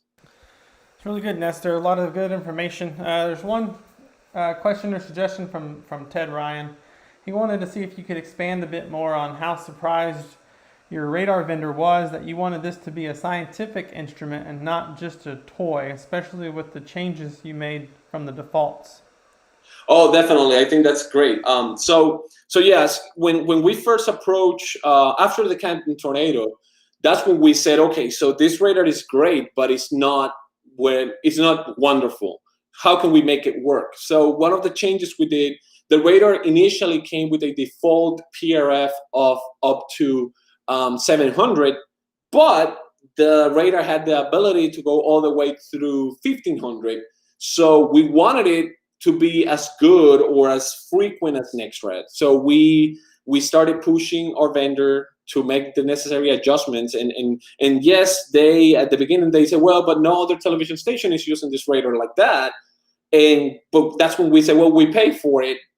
We pay millions of dollars for it, so we want to use it like that. We want to be able to see the data and look at the meteorology from a scientific standpoint, from an operational standpoint, more so than, oh, look, I have my own radar and I want to be able to show you that on TV. So they were surprised by that, and when we make it an effort from our parent company, NBC Universal, and we started pushing, they had to deliver. So just that's just one example of some of the things we changed. Having that higher PRF so that we can have different modes, and so that we can also have higher velocity values in the DFW Metroplex. If we're trying to track a tornado in the DFW Metroplex, we have a mode where we might be shooting at 1200 PRF. The range obviously gets dropped because of the radar dilemma, but that's some of the things, changes we made after we had recommendations from our partners at the Weather Service, and they were like, hey, I think you should, some of the things are wrong with this data, if we want to call it wrong, are these points, and we did approach EEC, and they delivered. We started working with Dr. King Kao from University of Oklahoma, which is the radar expert, and every time I didn't like something on the radar, I immediately emailed him like, hey, why are we seeing these values on correlation coefficient? We're supposed to be seeing these other values. Why are we seeing differential reflectivity like this, where it is supposed to be like that? Why is the SQI needs to be set up at this number and not this other number? So we started asking the hard questions, and our radar vendor had to develop software and create things so that we can actually have a better radar. Like, something like the second trip return product from Nextrad was something that they had to look into it to create a clutter suppression algorithm that was going to clear out some of those second trip returns that our radar was picking up. And you could clearly see on both the October Dallas tornado and also in the Canton tornado of 2017. Those things have been fixed, and our ongoing project research, if we want to call it like that, is just to fix that velocity so that ultimately we can have a state-of-the-art radar with the state-of-the-art data, which is the point where we're working on. Cool. One last question. Have there, in terms of getting the data into various display systems and sharing with the NWS, have there been any challenges? Oh yeah, absolutely. There has been a lot of challenges, and right now our biggest limitation is not the willingness of the weather team and the local station.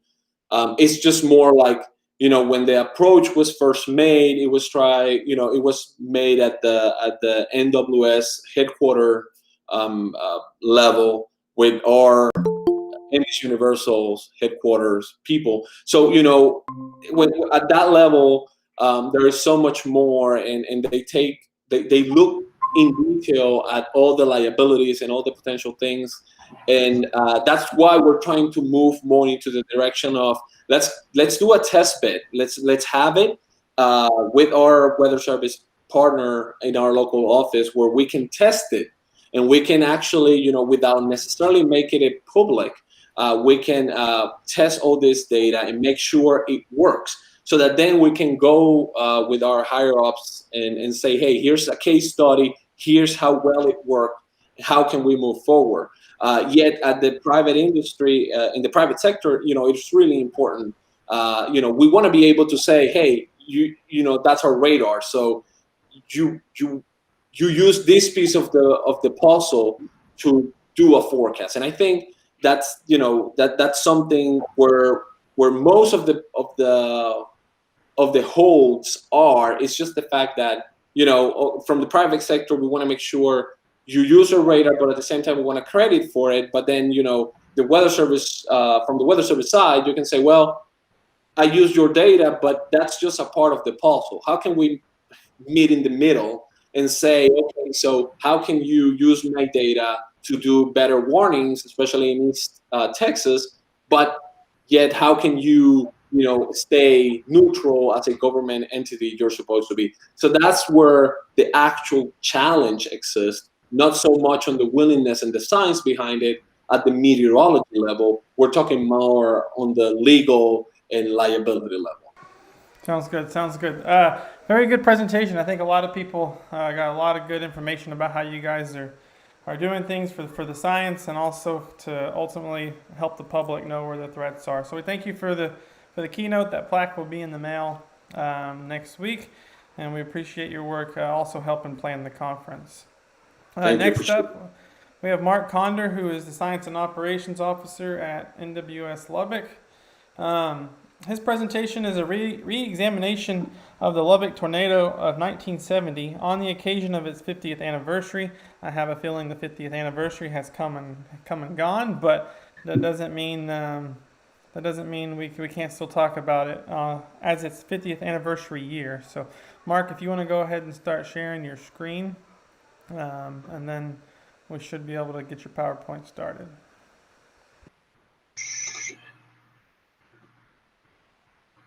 Okay, sharing now. Can you hear me?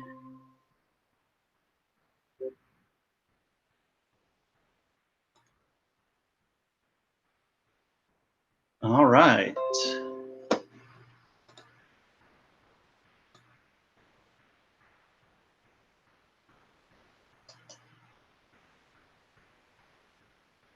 We'll start up here. Come on. There it goes. Okay, thanks. Yeah, it's tough to follow Nestor's great presentation. So I guess let's take a kind of a trip back 50 years here to a time right before the scourge of disco music. And we'll take a look at the May 11th, 1970 Lubbock F5 tornado. I'd like to recognize my co-conspirators here, Jen Daniel and Gary Squira, both from the Lubbock Weather Office as well. Jen Daniel's actually been participating with the City of Lubbock Tornado Memorial Team, and some interesting things there, and we'll talk about that at the end, hopefully. And here on this title slide, I've got some just some examples of Dr. Fujita's works. After he passed away, the University of Chicago sent all his materials down to Lubbock, to the Southwest Collections Library, for archiving. And so there's boxes and boxes of these things. Most of, all his correspondence, all his reports, photographs from aerial damage surveys, all this material, most of it hasn't been digitized. There's about 3 boxes contained in this that are over the Lubbock tornado. And so we had hoped to, look thoroughly through all these materials. With the pandemic, that's kind of set us back a little bit. So we're not quite as far along as we had hoped. And so this presentation isn't quite as complete as I had hoped it would be at this point, but I hope you'll still find it interesting. Okay, a little bit of background here. I know, everyone here is probably, pretty familiar, at least with the basics of the Lubbock tornado. Dr. Fujita came down a few days after the event and did a rather detailed, damage survey as he always did. And during the course of this, he kind of honed his theory of multiple vortices that rotate around the parent tornado or circulation, and these create these separate suction areas that you can see in the damage field. And then he also kind of finalized the Fujita scale, which of course was adopted a year later by the Weather Service and was used until 2007 when it was revised into the EF scale. And then finally, kind of through, pretty much due to this tornado, and then through the kind of the interactions with all the researchers, the Institute for Disaster Research was formed at Texas Tech University. It's now known as the National Wind Institute. And Texas Tech became a national center for severe weather and wind research. they participate in a lot of projects, field projects, and they have the debris impact facility. I'm sure a lot of you are kind of familiar with, pretty well renowned, where they fire the 2x4s at various building materials and things like that. Oh, let me go back to that slide real quick. Oh, just taking a look at this map on the right. This is kind of the final map that Dr. Fujita created of here's the main tornado, the F5 that went through Lubbock. You can see in the lower left, it kind of starts, the track starts out near Texas Technological College, as it was called back then. Tracks northeast, kind of hitting much of the northern part of downtown Lubbock, and then kind of continues on northeast into in north of town towards the airport, just kind of missing the Lubbock Weather Bureau out there at the airport to the east of it. And there's another less significant tornado, smaller track, weaker tornado that you can see. I kind of cut it off here, but it's on the right-hand side over eastern Lubbock. So remember that picture, if you will, as we go to the next slide. So part of what has kind of interested me in this, kind of going back and looking at the Lubbock tornado, is that there's a little bit of mystery and some unanswered questions surrounding it, as it was way back 50 years ago. And kind of one of the biggest things about this is that this is, about the only violent tornado that we know of to have developed in conjunction with a retreating dry line. Of course, as we go back in time, the records get a little more uncertain. And even just the other day, Stephen Cobb, the Sioux at Tulsa, told me that when he was new at the Weather Service office up in Amarillo, that there was a tornado developed on a retreating dry line that was rated F2, and this was, I think he said, May 7th, 1995.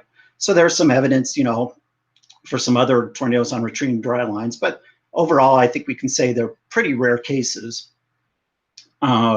Secondly, synoptically, the pattern was just pretty marginal for the development of kind of these supercellular tornadoes, like which actually occurred. And unfortunately, no images have survived from that radar as far as we know. I think we do have a couple sketches that the radar operator, would hold up to the scope and sketch out some of the echoes, but as far as I know, that's it. So the nearest radar data that we have is from the WSR 57 up in Amarillo.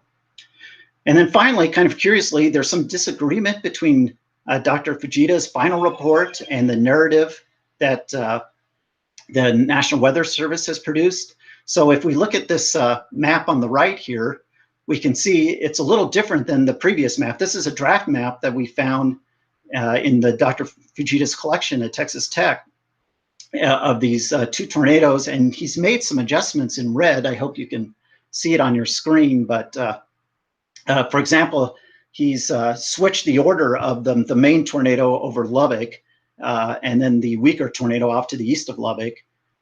And the local National Weather Service here in Lubbock was not on board with that change. And then you can also hopefully see in red that he's adjusted the track of the main tornado from maybe a first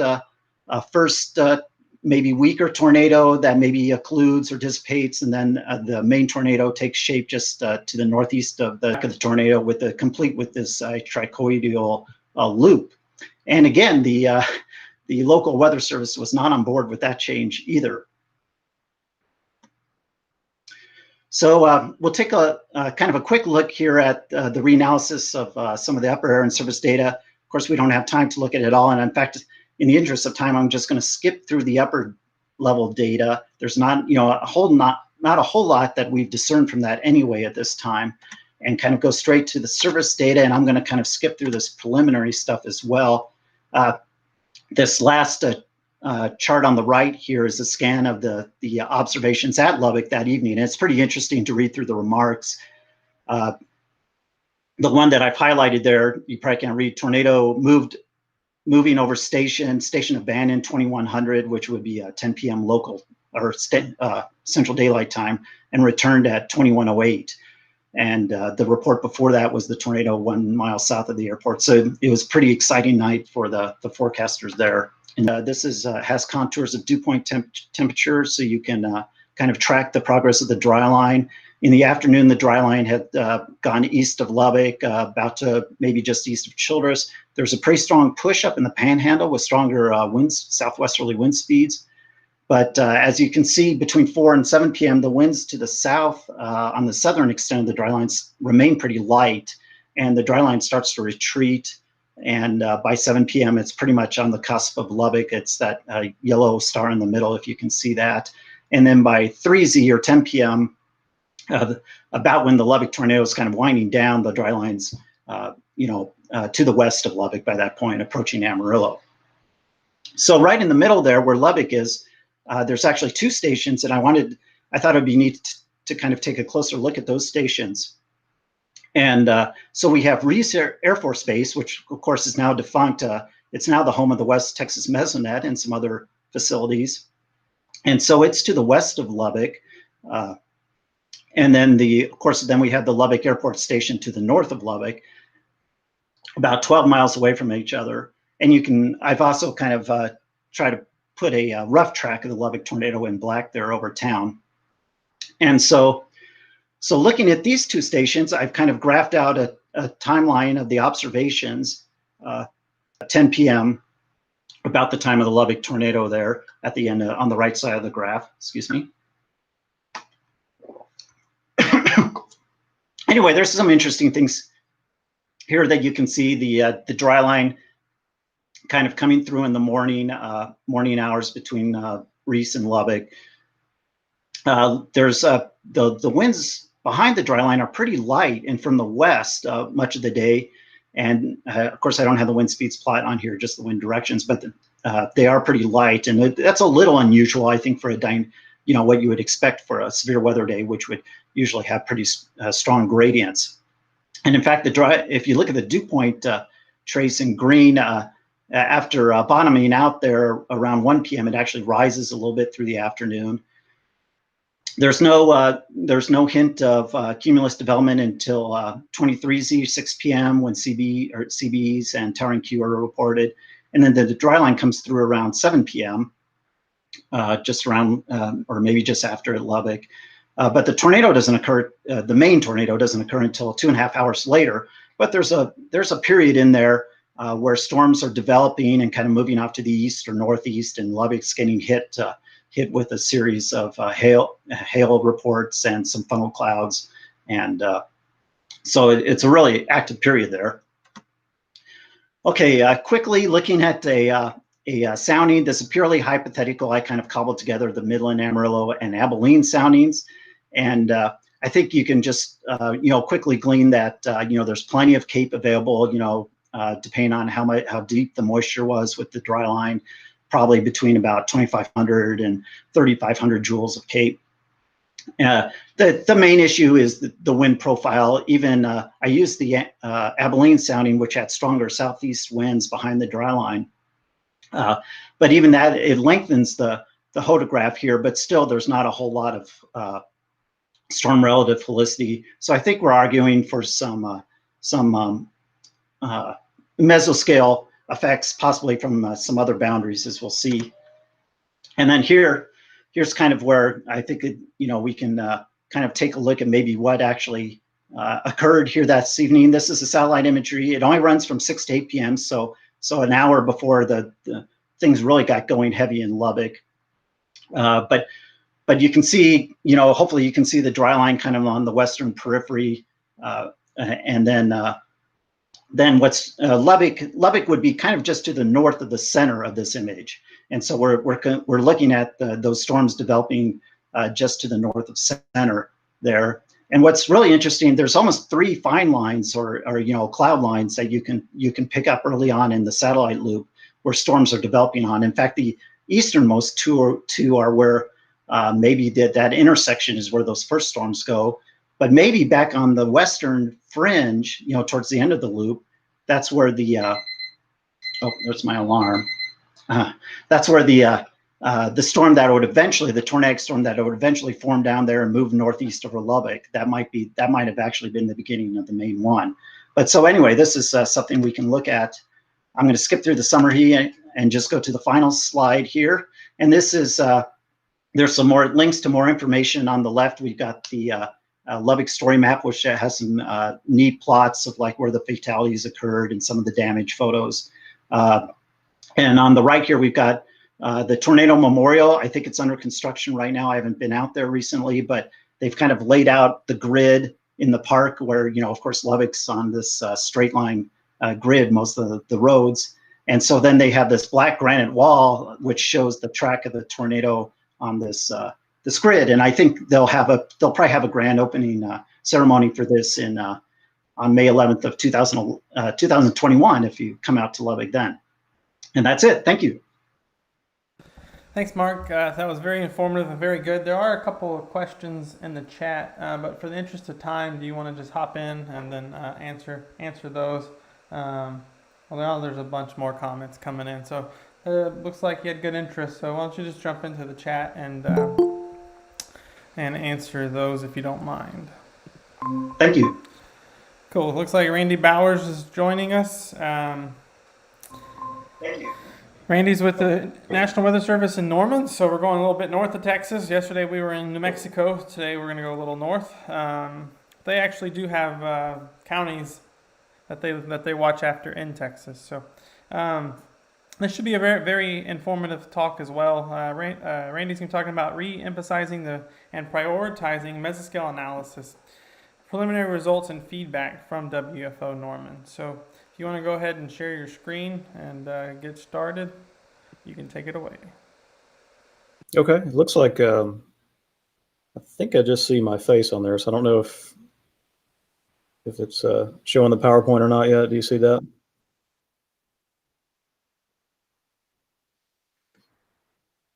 Okay.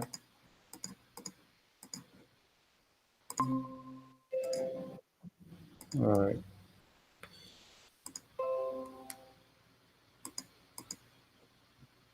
Should be good now. Okay. All right. Sounds good. Yeah, basically, you know, this is an interesting project. We participated in the OPG's Mesoanalysis Bootcamp. I don't know how many people are familiar with that, but it's a really good program that they put on to really sort of reemphasize the science that drives the messaging. And this quote is worth reading at the top, so I'll just read through it real quickly. The cutting edge, high resolution data sets are creating new opportunities for NWS forecasters to provide unprecedented forecast precision and enhance short-term IDSS and excel in accomplishing the agency's mission. I thought that was really important to put in there. You can see in the bottom left there, that image is at the Mesoanalysis Bootcamp in Kansas City that happened last summer. And then just a sort of a generic screenshot on the right showing us actually performing mesoanalysis in action there. But, you know, this is something we've done at the Weather Service in Norman for many, many years, long before I got to the office 4 or 5 years ago. And, you know, it's something that obviously we want to continue to try to modernize that a little bit and kind of talk about what is mesoanalysis specifically and what is it more specifically in the year 2020, because it's evolved some. But what's interesting, and I wanted to put this quote up there too and just kind of highlight a few things. You know, Doswell, this is nearly 4 decades ago now. He talked about satellite images and using that to sort of, you know, look for the position of boundaries, surface boundaries, and then refine and clarify their location. Well, we know with the high-res guidance now that sometimes we don't have a good handle on where those boundaries are. Out granularity forecast problems that we have on the mesoscale. And so, you know, these are still problems in 2020, and there's an opportunity there to kind of clarify what the high-res guidance gives us. It's amazing where we've come. We have so much technology to help us out, but then we still can, as human forecasters, we can still provide that level of expertise to kind of enhance the forecast. So, you know, significant cloud features, also using surface and upper air data, we still do those things. So this is probably more text than I want on a slide, but I think it's important to kind of highlight a few things here. You know, we're leveraging new technology, obviously, but the human's analysis capability is pretty amazing, and it probably will be a big part of what we do for arguably another decade or two, or who knows how long. But, you know, we have forecast problems now, and we can go in there and sort of make changes to the high-res guidance, especially in those weakly force scenarios where, you know, sometimes the cams don't do quite as good. They're really good. It's an opportunity for us to go in there and use conceptual models and clarify that. You know, the expertise-driven meteorological analysis really is the foundation for IDSS. You see an image of Todd Lindley, the SU here at Norman, kind of working up a graphic there on the right. to explain some timing and kind of clarify some of the convective hazards that we expect on that particular day. This is important for us to do that, but we've got to have the science that drives the foundation for good IDSS. I think that's really important, and we continue to find that as we really emphasize mesoscale analysis at the Norman office. Now, I know you all have done the same. Many offices are really going down this road and trying to maybe clarify or refine what they're doing for mesoscale analysis. So, I think it's a great opportunity for us to maybe work through region or national centers and really try to clarify a good process for mesoanalysis. We don't have all the answers, obviously, but we have had opportunities to collaborate with our surrounding offices and really refine the way that we focus on mesoanalysis. But really, the big thing is forecast precision.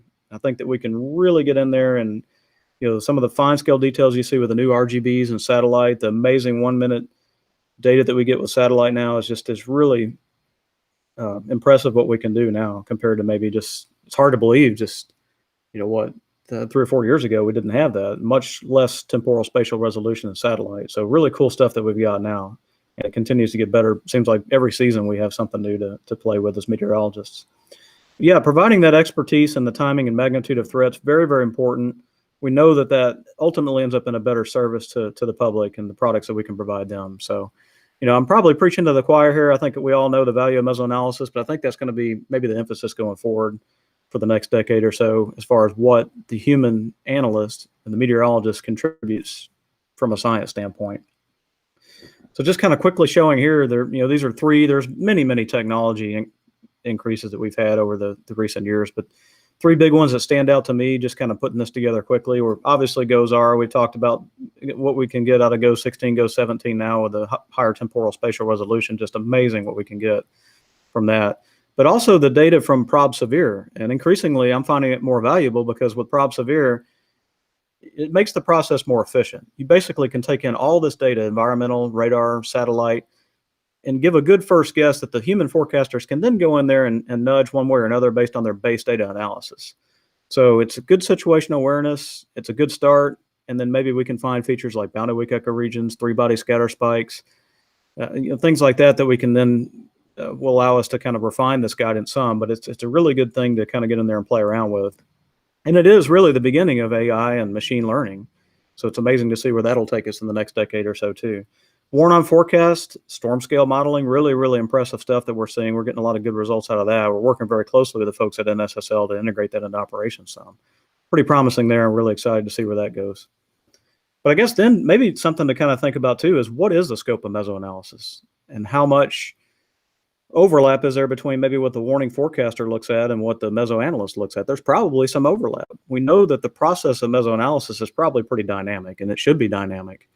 It may be obviously a lot of the traditional analysis of looking at observational data, diagnosing the atmosphere, and then kind of thinking forward to how that will evolve with time.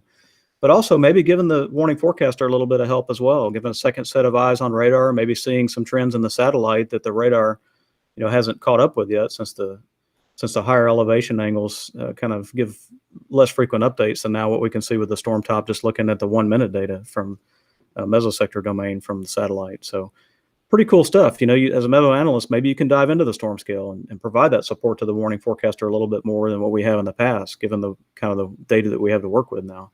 Just something to think about, obviously, as you go forward with thinking about how to integrate mesoanalysis in the warning operations. One big thing that we've done is we've really tried to emphasize this last year about maintaining, developing our skills, especially their younger forecasters, and maintaining the skills for the veteran forecasters as well. We've gone through several case reviews. Very, very important, I think, to go back and look at what may or may have went very well and what may not have went so well. You can see a couple examples here. We even brought in the Wichita office for this post-event review of the June 26, 2018 event. Really good collaboration opportunity there, kind of get to know your neighbor type thing. We did the same with Tulsa, worked with Steve Cobb and some of the forecasters up at Tulsa for an interesting hail event that we had back in March that impacted Oklahoma City. Not the most well-anticipated hail event, so there were some things to learn from that. And also the May 20th case, it was a high risk, and it didn't quite pan out like we expected as far as a significant tornado outbreak, but there were some reasons why. And we went back in the mesoscale to look at that. We worked with Jared Geyer over at SPC, kind of pulled him into the conversation as well.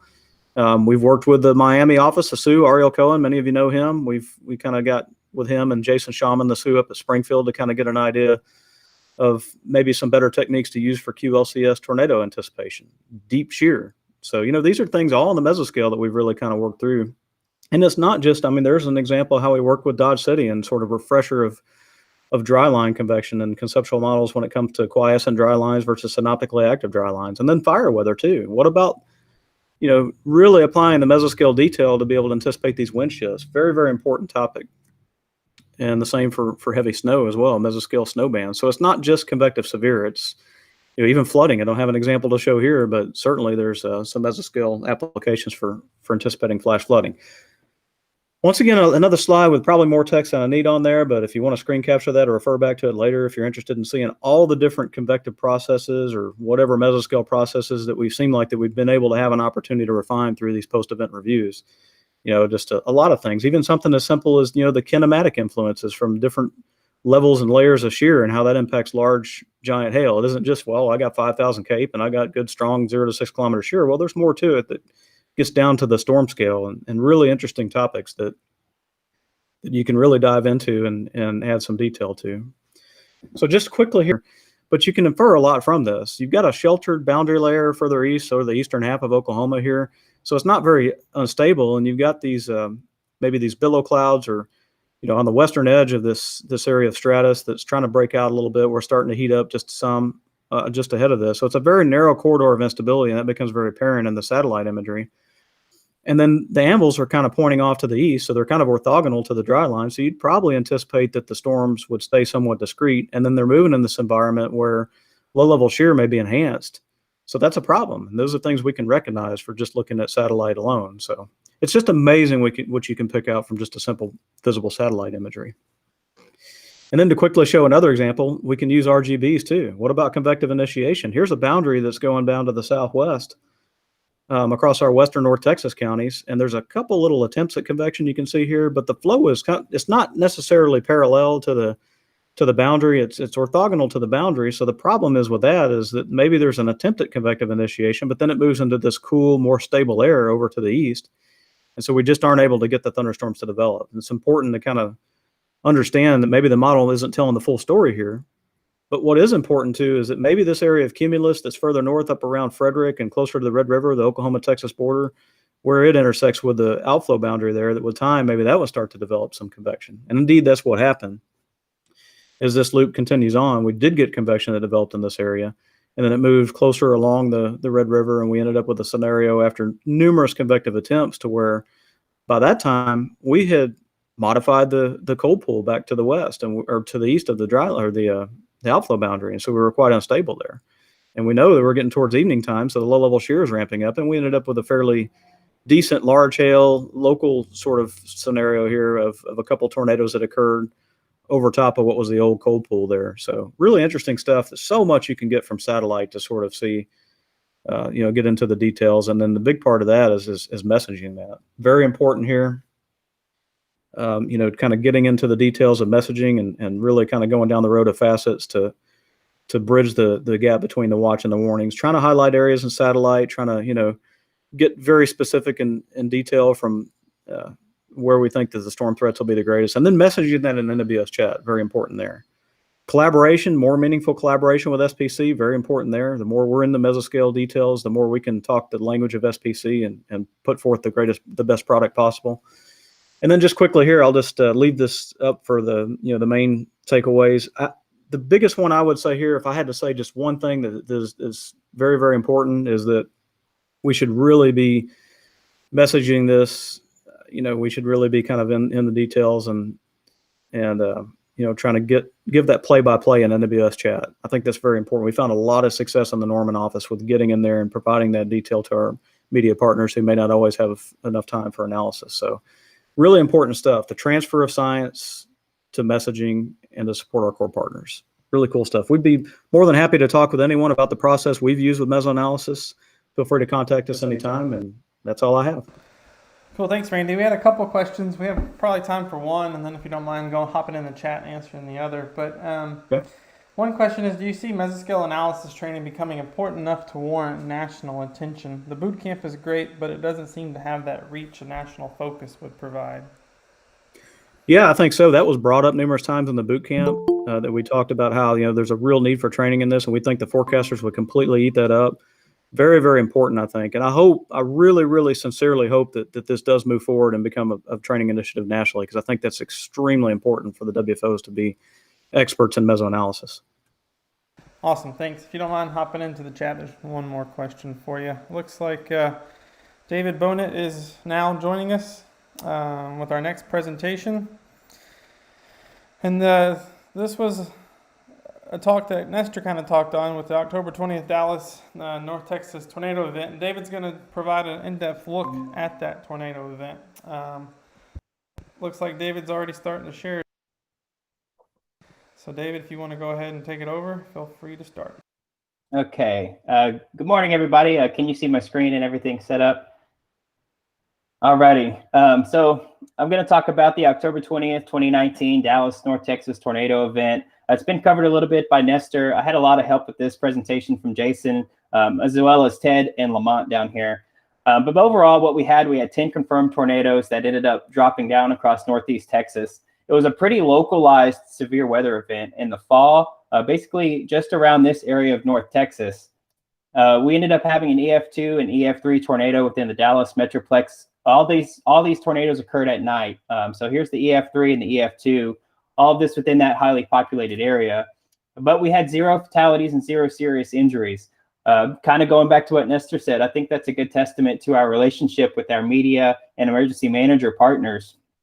It ended up being the costliest tornado and severe weather event in Texas history, with estimated about $2 billion in damages. Now, that damage amount, that's only for homeowners and auto insurance claims, doesn't include any non-insured losses. I just called the Insurance Council of Texas a couple days ago just to make sure, and we still haven't got the final numbers on that yet. But to get a little bit into the forecast, so it started off as a beautiful fall morning. My wife and I, we went to the air show that morning. We enjoyed watching the planes fly around, but things were going to change over the course of the afternoon.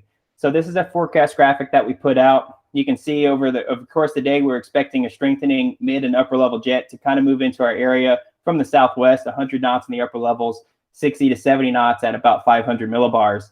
We're expecting the cold front to move down across the central southern plains. We're pretty confident that overnight into the evening hours, we were going to have thunderstorms develop along that cold front.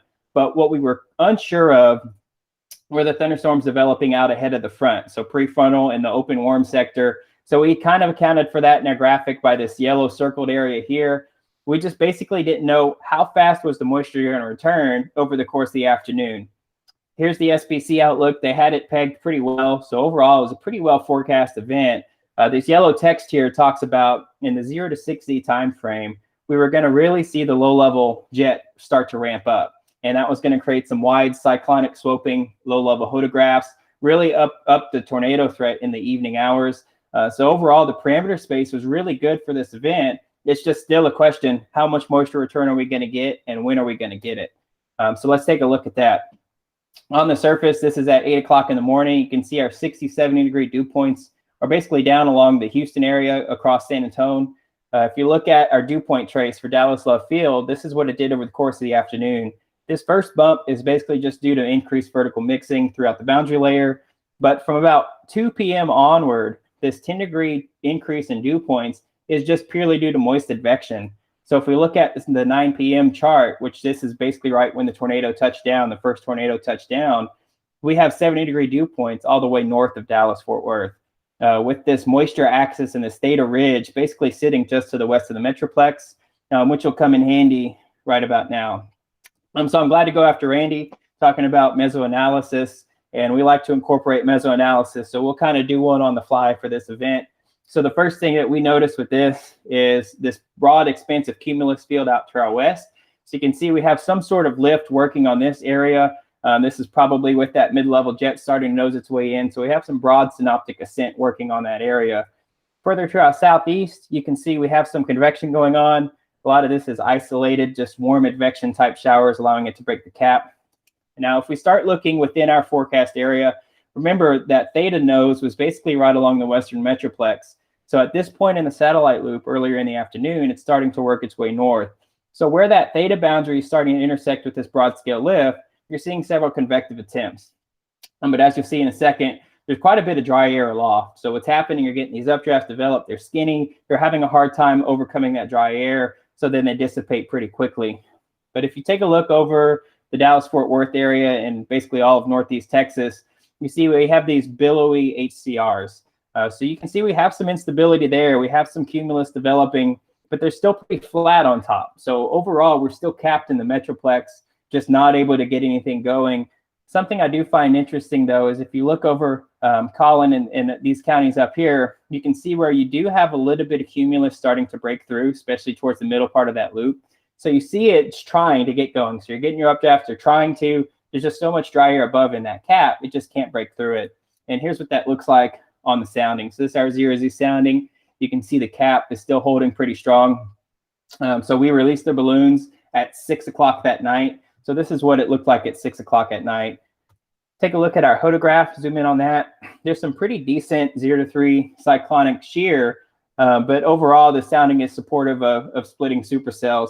And that's pretty much what we saw once the event started unfolding. So beginning of this loop is right at the time we released the balloon, and it goes through about 7:30. So this is about an hour and a half of the evolution of the convection. See, at the beginning, it's trying to break the cap. By the end of the loop, the sun has gone down, low-level jet has intensified, low-level shear has intensified, and the convection has just really started to find out what it's doing. I was looking through the chat logs, and there's a 20-minute window where we go from, is it going to happen? Is the cap holding on? We're going to see what's going to happen, to we issue an advisory, to we issue a warning. So 5 minutes later, we're on conference with SPC. And 5 minutes after that, we have a tornado watch issued for all of Northeast Texas. So you can see in a matter of 20 minutes, the environment really became much more favorable for storms to happen. And we knew that the event was on. So if you take a look at this loop, there's a couple storms we're going to really take note of. The first one is this southern storm. This one tracked off to the east, and it produced a couple tornadoes in its life cycle. But just for the sake of time, we're going to focus on the Dallas tornado storm. So once this one started going, as the hodograph said, we're expecting some splitting storms, and this storm did a split. So you had a left split that raced off to the northeast, maybe 60, 70 miles per hour. It ended up dropping golf ball size hail even as it crossed the Red River. What we're going to focus on over the next several slides is this right mover. So once you get your cyclonic right mover, this tracked across northern Tarrant and Dallas County, and then we'll see what this one did on its path to dropping the tornado. So now, fast forward, we're about 45 minutes out from that previous slide and 45 minutes from the tornado. Tornado touched down at 8:58 p.m., so about 45 minutes from that. What we're going to key on over the next several slides is the evolution of this forward flank downdraft and this ZDR pattern. If you notice here, you see you've got a lot of the pinks and the whites in this region. That tells me that what we're seeing is we're seeing a new updraft pulse come up. And as that updraft comes up, we're seeing a lot of increased size sorting. So you're seeing these larger hydrometers start to fall out. They're really horizontally dominant. They're starting to fall out the side of the updraft and basically falling right near where our forward flank cold pool is. If we go forward another 20 minutes, you notice how our forward flank downdraft, this has really started to increase, become more organized. The last scan, you could see it a little bit, but now storm relative inflow velocities, basically just in this area. If we switch back to our ZDR to see how this worked, you see how we don't have as high a value. So this tells me we're in the mature stage of the updraft. So once storms get in the mature phase during this event, the storms start to split, and that's what happened with this storm. So we'll fast forward another 10 minutes. Now we're 10 minutes from tornado touching down. The storm actually split. So you have a clear defined left split. You can see it in the mid and upper levels, but you can kind of see it in your ZDR. So your left split decided to race off to the northeast, but it collapsed within the next 10 minutes or so. But what you see with the right split, so the right split becomes very interesting. This is a storm that actually ended up dropping the tornadoes. You can see we're back to our 5 to 7 dB in terms of ZDR down here. So this tells me we're getting that vertical size sorting going on again. So we're getting our increased updraft coming up. We're getting those large, very horizontally dominant hydrometers start to fall out the base of the storm. And you notice it's still right here in correlation with our forward flank cold pool. If you look at our forward flank area, then you see how these velocities, they're not quite as high, but you see the orientation of it has shifted some. Whereas in the previous scan 15 minutes ago, it was more east-west, and now we're seeing our maximum inbounds more north-south. Basically, you're seeing it become more of a cyclonic pattern. If we take a look at where our forward flank cold pool is, you see how it's a little bit more east-west compared to these few little shutters that we had some showers starting to move into it from the south. But if we see over time, the forward flank starts to now go undercutting both the mid-level mesocyclone and where we see our triple point start to form. So you have some good clean inflow coming in, forward flank cold pool, some streamwise vorticity developing. So you see everything starting to come together. This is 10 minutes before the tornado. Skip forward now, 5 minutes before tornado touches down. This is where the cold pool was. If we move this line up, see how the orientation is much more east-west instead of that southwest-northeast. So we're seeing a lot more streamwise vorticity get basically sucked into this updraft. And how do we know that the updraft is there? There's a few things. You can see how it's kind of going right across the triple point. But one of the things I like to key in on is my ZDR pattern. If you're looking for a textbook ZDR arc, this is it. So what we have our updraft basically right here near where TDAL is. So we're having a very horizontally dominant hydrometer start to fall out south of Carrollton. So that's our 5 to 6 dB. If you look further out to the west and further out to the north, then what you see is decreasing ZDR values the further out you go and decreasing values the further north you go. So what this tells me, just looking at the ZDR, I'm able to build that conceptual model, kind of like what Randy was talking about, but using radar data. I'm building that conceptual model to tell me that I have an increasing low-level mesocyclone, and then go back and use my forward flank and see how it's crossing across that low-level mesocyclone.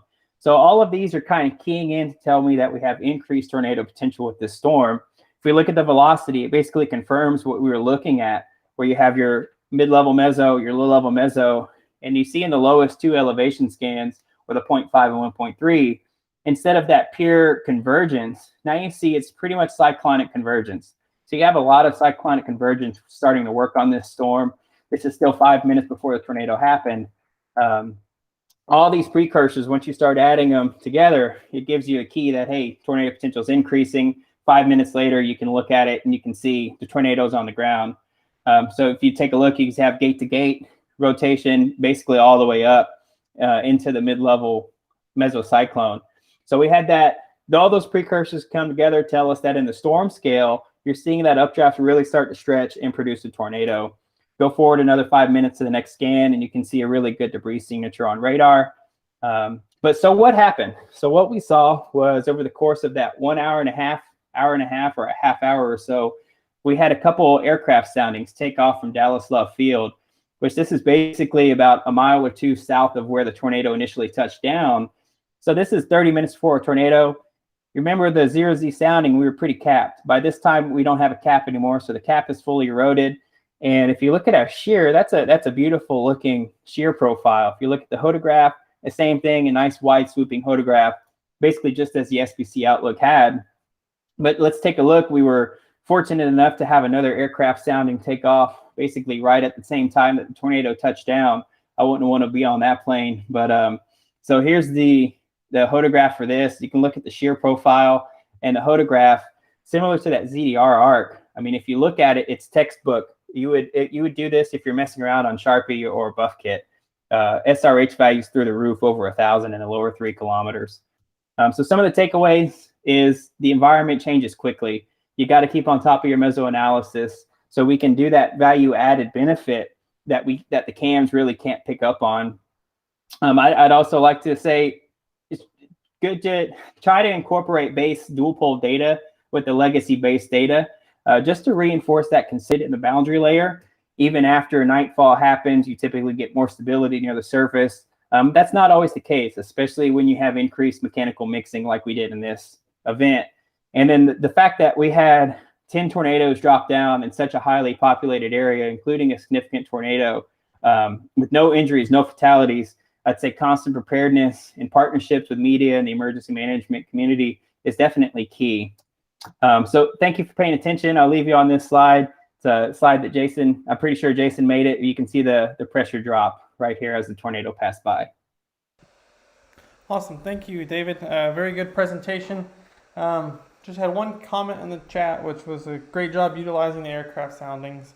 They are an underutilized tool, and I would agree with that as well. So thank you for presenting that. I think a lot of people probably got a lot of good takeaways about how that tornado or what led up to that tornado. So that was really, really cool to see. So we appreciate it. Next up, we have David Hefner from NWS El Paso. Hopefully he'll be joining us soon.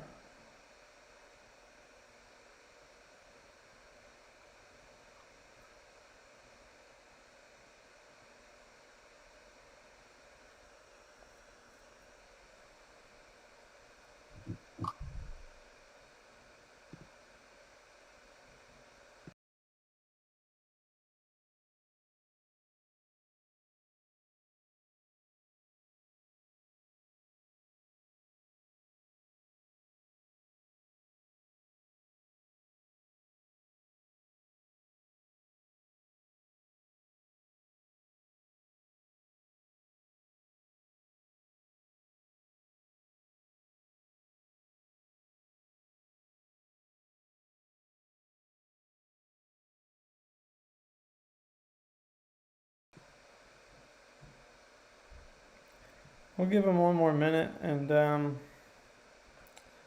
we'll see if our next presenter's listening, and maybe they can jump in on his spot.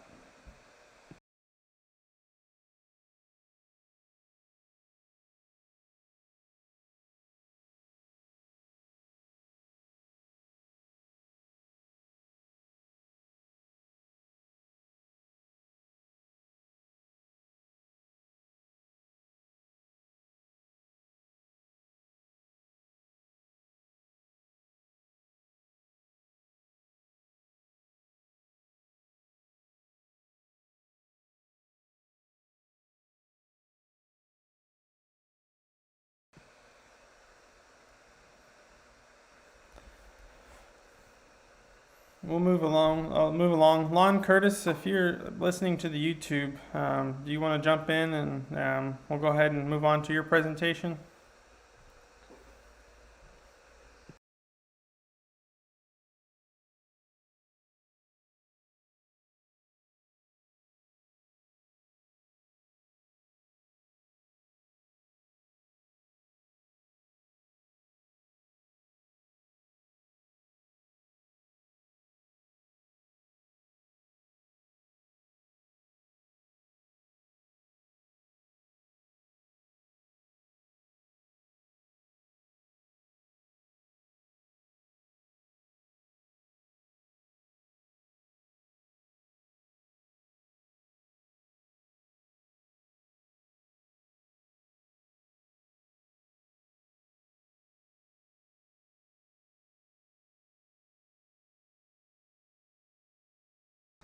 Well, I know Stephen Kearney's in the chat. Stephen, do you want to jump on in?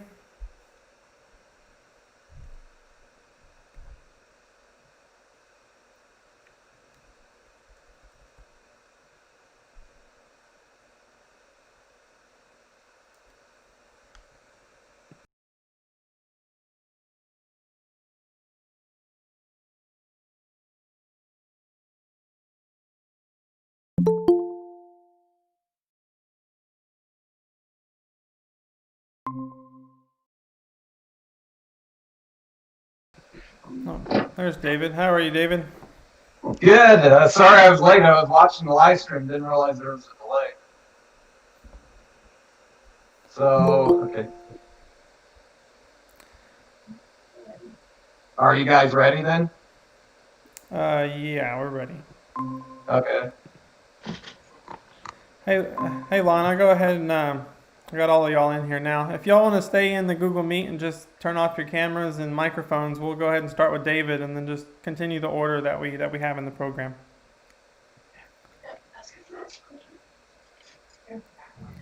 All right, David, looks like you're presenting, so why don't you go ahead and Okay. start your presentation. You clicked the wrong thing. Can you see my PowerPoint? I can. Go ahead and start Okay. the presentation mode. There you go. All right. I'll start the talk then. My presentation was looking at downburst winds from thunderstorms. A lot of this is just probably stuff that most forecasters know. environment for the strong wind potential, such as Cape and D Cape and dew point depressions. But then I wanted to figure out, well, given that environment, is there something else we can look at in the very short term, such as from radar and that? And I eventually noticed a correlation between very high instantaneous precipitation rates, DPRs, from the dual pole, in those environments where you have high Cape and D Cape values. So what I did, looked at a total of 104 different events from 2005 to this year. Looked at severe wind events, which is, of course, 58 miles an hour or greater. I looked at several other parameters, such as precipitable water, dew point depressions, and such. They all correlated pretty good too, but I found that the Cape and D Cape values displayed the best correlation. So one of the big problems I found was, what source do I use for these Cape, D Cape, and other values? You can use, most models have those value fields. And then, of course, SPC has their hourly mesoscale analysis. And I ended up using the SPC, figuring they probably have a better handle on things since they're updating much more frequently than most models. And I'll show you that on the next slide too, part of the problem.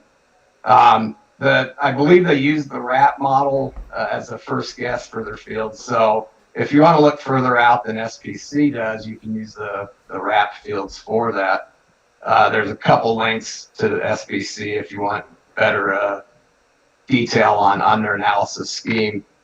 So one of the first problems I found was with the source. If you look on the map here, I highlighted Lubbock with the red dot. The NAM12, let's see, I believe that's the D Cape. No, it's the Cape field.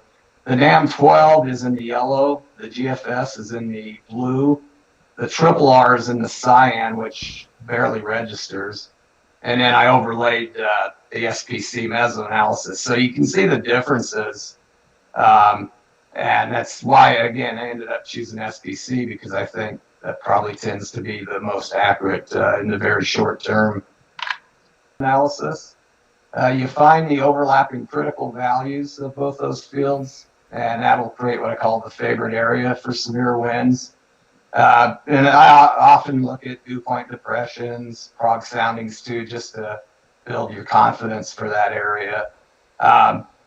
Unfortunately, sometimes the favorite area is the whole CWA, but at least for El Paso, I've found that it is quite a smaller area than our total CWA, so it helps narrow down the focus. And then look at, just monitor the radar data, watch the DPR data come in. And I found when it starts approaching 4 inches an hour in those areas that are favored, you can probably expect some pretty strong winds. And when that DPR starts approaching 5, 6, even 7 inches an hour, severe winds are very likely to occur shortly with that. A few other things to take into consideration. Is there already a strong environmental wind existing? Maybe you have a southwest wind 15 to 20 miles an hour already, and that could boost the outflow speeds.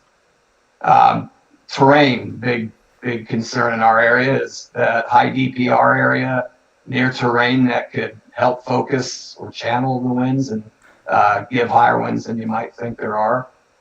And also, as with anything using the radar, you got to be careful when you're out near the edge of your radar range.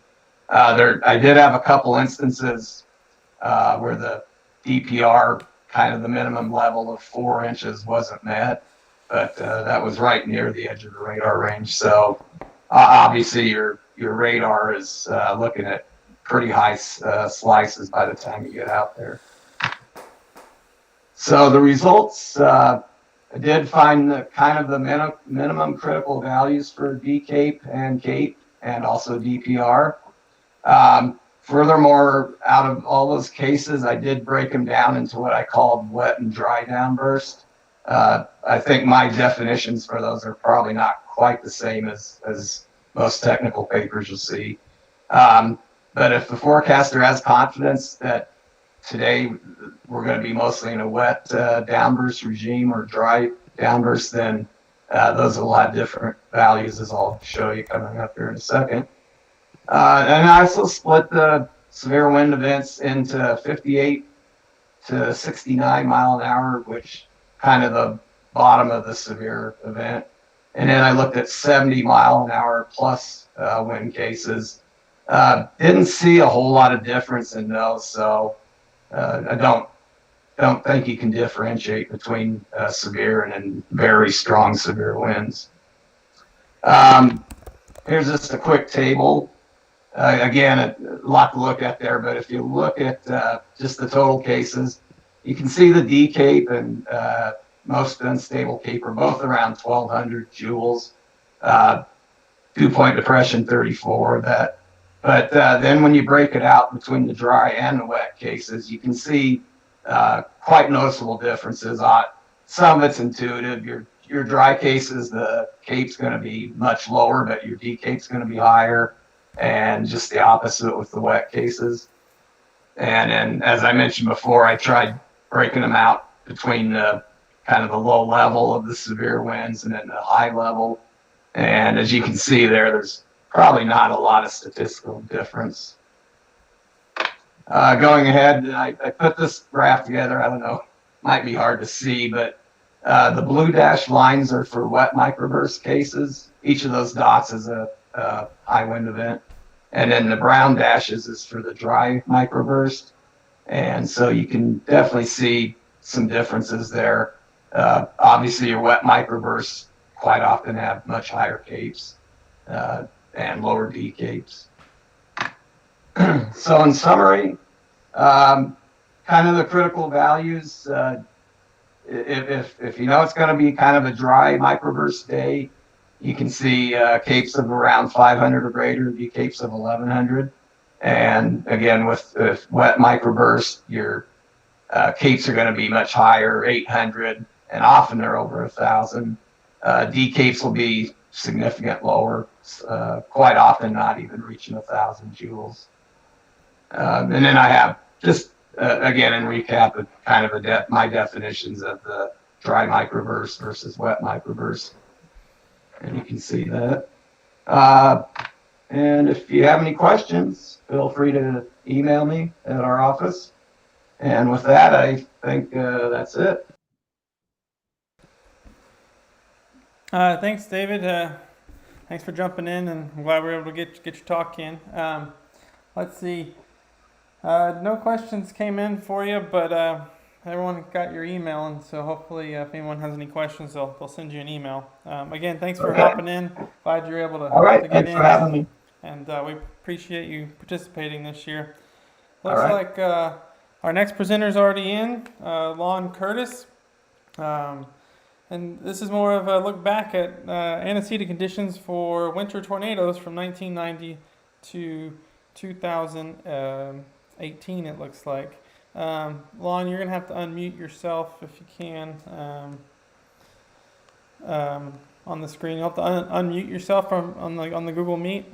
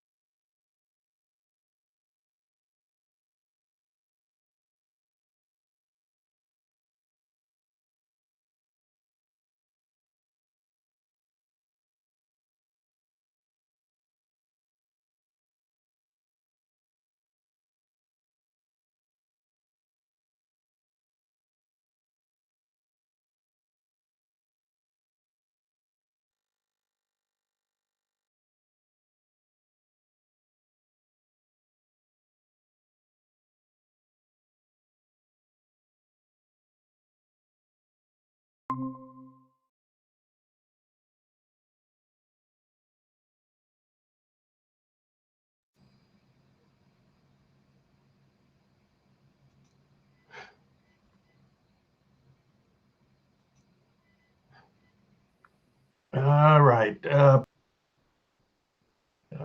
right. Why did that not work?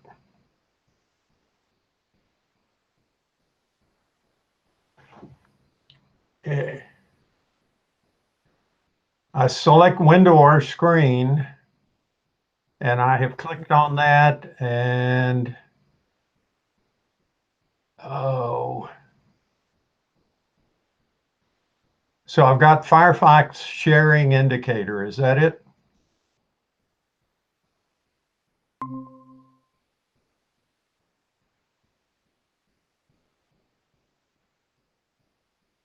All right.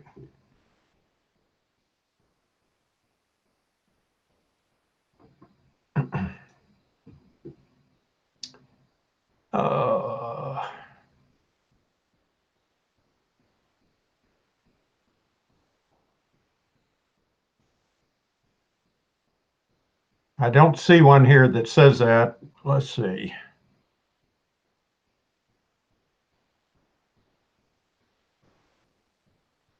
There it is.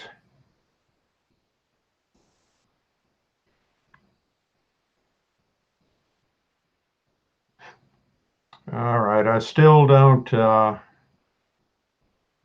not getting anything on my screen here.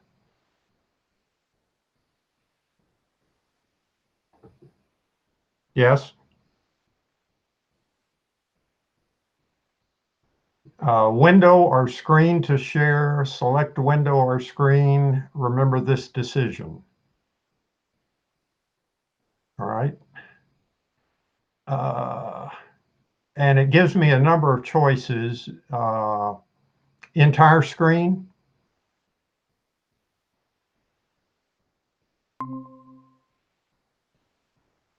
Okay, it says pardon me?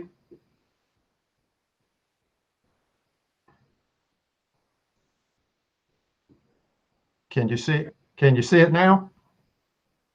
All righty, thank you very much. Well, good morning, everyone. Wanted to talk about winter tornado outbreaks in Texas, 1990 to 2020. Texas is one of those states across the southern U.S. where you cannot assume that winter will be snow and sleet and freezing rain and doesn't have a threat of severe thunderstorms and all the components that go with that. The photograph that you should be seeing at this point is a photograph of the Garland Rowlett tornado on December 26, 2015. That, of course, being the day after Christmas. And that was, at least in the last 20 to 30 years, that was the deadliest tornado during the winter season, which I defined as December, January, and February for purposes of this study. More on that in a little bit. So what I'm trying to do here is look at the tornado outbreaks in Texas from 1990 to 2020 and examine the antecedent conditions. That is the day before, the morning before, things like that, even a couple of days before, and look to see if we can identify patterns that lead to tornado outbreaks in Texas during the winter months. The investigation of the outbreaks listed on the next slide and beyond involve obtaining specific information about the tornadoes, where they occurred, what time of day, things like that, plotting the general location of the tornadoes and the details of the outbreak, and then obtaining surface and upper air data for the evening before the outbreak and the morning of the outbreak. And it's actually interesting to go back more than one day before the outbreak to see what the upper air pattern was doing. So let's take a look at where these outbreaks have occurred since 1990. The first two of those occurred on January 14th, 1991, and on January 21st, 1998, and both of those occurred in what I would describe as South Central Texas down to the coast, from the Austin, San Antonio area, east and southeast. And the numbers that you see there There were 11 tornadoes within that red outlined area on the 14th of January, 1991. And on the 21st of January, 1998, there were 11 tornadoes in the larger area, and then one small tornado down near the Palacios area. So we'll step through these, the information that there wasn't an anticipation there'd be time for. So if you want more details, I'll show you the URL for that at the end of this presentation. So on January 1st and 2nd, 1999, from south central Texas over toward Houston and then up north of Lufkin, there was an outbreak of 17 tornadoes.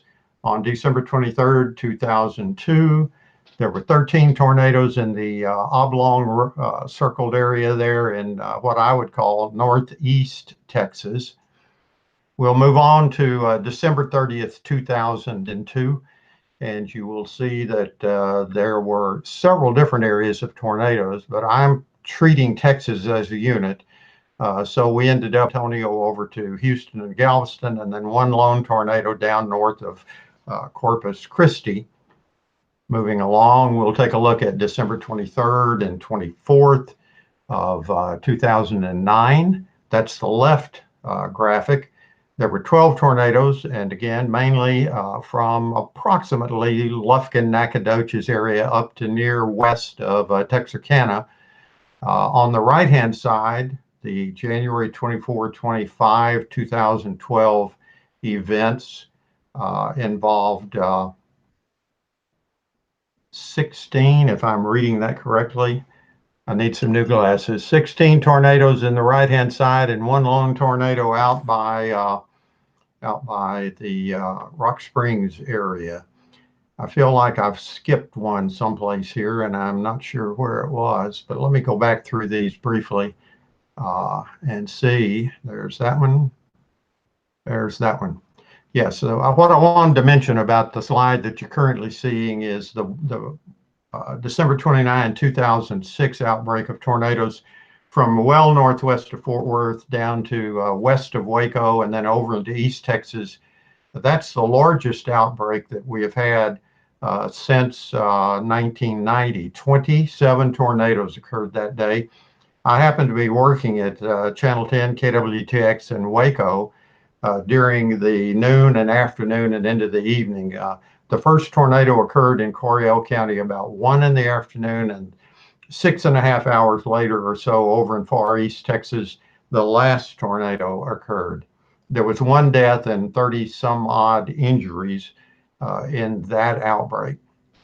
So December 23rd and 24th, 2009, January 24 and 25, 2012, we've already mentioned those. So let's head on down to more recent times, and that would be maps indicating the location of tornadoes on December 23rd, 2009, and we've already done that one. So let's see here. There we go. February 18th, 2013, and December 26th, 2015. That photograph you saw at the outset of my talk of the Garland Rowlett tornado was part of the tornado outbreak on the right-hand side of your screen. That is on December 26, 2015. And the number of deaths that occurred in that tornado are the largest that we have had during a winter tornado outbreak in the last 20 to 30 years. So that was a remarkable event. Lots of fairly long track violent tornadoes. On the left-hand side, the February 18th, 2013 outbreak was 14 tornadoes in what I would call far east or deep east Texas. We'll advance to the next slide. You got a bonus out of this. This was all originally put together for presentation at the March conference when it was scheduled for Lubbock.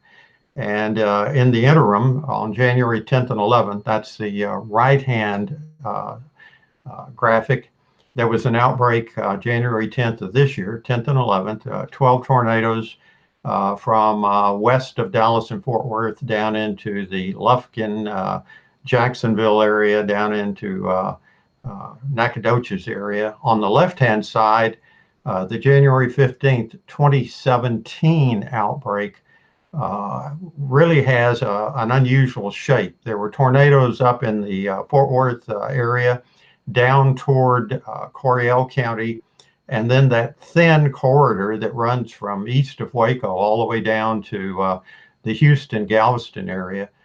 Total number of tornadoes in that area were 13, and then there was a straggler out by, I believe that was in McCulloch County, around the Brady area. So here's a table that I built of information about each of these outbreaks that occurred. And across the top, you have the total number of tornadoes, the times during which the outbreak occurred, the F or EF rating of the tornadoes that occurred, the number of fatalities, the number of injured, the total property damage that occurred. And then over in the far right-hand column, just as a matter of interest, I added the state of the El Nino Southern Oscillation. And you'll see that a number of these tornadoes outbreaks occurred during El Nino events. Only a few of them occurred in either La Nina or neutral circumstances. And we'll go on down the page here. Examination of antecedent events. Number one, I think it's important to know if the Gulf of Mexico is open or closed for business. What does that mean? How long has the Gulf existed there? Has the water been warm? Has the air accumulated or picked up the quality of the moisture in the water? If there is a significant intrusion of continental polar air deep into the Gulf, you generally have to wait 72 to 84 hours before the air in the Gulf picks up the quality of the Gulf waters itself. So the modification of the air mass is one issue. If the front, the Canadian Pacific or polar air mass front stalls near or north of 25 degrees north, that's essentially around just south of Brownsville, then the return flow can occur much sooner, and you can expect warm, moist air to be available sooner. Another issue with antecedent conditions is what's happening with the upper air pattern. Virtually all of the outbreak cases that I've shown you involved either deepening of a 500 millibar trough west or southwest of Texas with strong flow from the west-southwest across Texas, or a closed low at 500 millibars somewhere over southwest to far west Texas, or even as far west as northwestern Mexico, the Chihuahua area, or southern New Mexico and Arizona. The farther aloft, where the jet max is occurring, 250 millibars, there sometimes is an issue as to whether that's curved or straight, and that makes a difference. All of this information was too voluminous to try to present it to you in the amount of time allotted, so this will all be up, not just this slide, but the various analyses pertaining to each of the outbreak cases will be up on the website that I'm building, and will be available very shortly. So one look at the El Nino Southern Oscillation angle, as I call it. And this is a graphic from Jan Null, who is a certified consulting meteorologist. He runs Golden State Weather Services in California, and you would be surprised at how much information he has. This is taken from one of his slides, and you can go back to the 1950s to see, if you're interested in doing so, whether a tornado outbreak in those years may have been related to El Nino or La Nina events occurring in that time frame. So here's what I want to do in conclusion. Please feel free to directly contact me There's my email address, tlongcurtis@gmail.com. My weather website is shown there, and that's where I will be posting the graphics that I didn't have time to show you today. And I'll try to have those up as soon as possible, probably within the next 4 or 5 days for most of them, and get it all running in about 7 days. And I want to tell you that it's been a pleasure being here. I'm sorry about the glitch and getting things kicked off, but I'll take any questions that might have been forwarded. Yeah, we can real quickly. Just had one question. Have you noticed any predominant direction with the winter tornadoes, like a south to north direction? Is that about the movement of the tornadoes? Correct. The tornadoes that occur in east and southeast Texas tend to move toward the northeast. The tornadoes that occurred in 2006 on the northeast at most. Awesome. Well, thanks, Lon. Thanks for joining us again this year. And we really appreciate you taking that time. Looks like Stephen is next up, and he's already in, ready to go. So if Lon, you want to drop off so Stephen can share his screen. I will. Thank you very much. All right, thank you. Stephen Kearney's from NWS San Angelo, talking about a tornado event they had back in May 2019.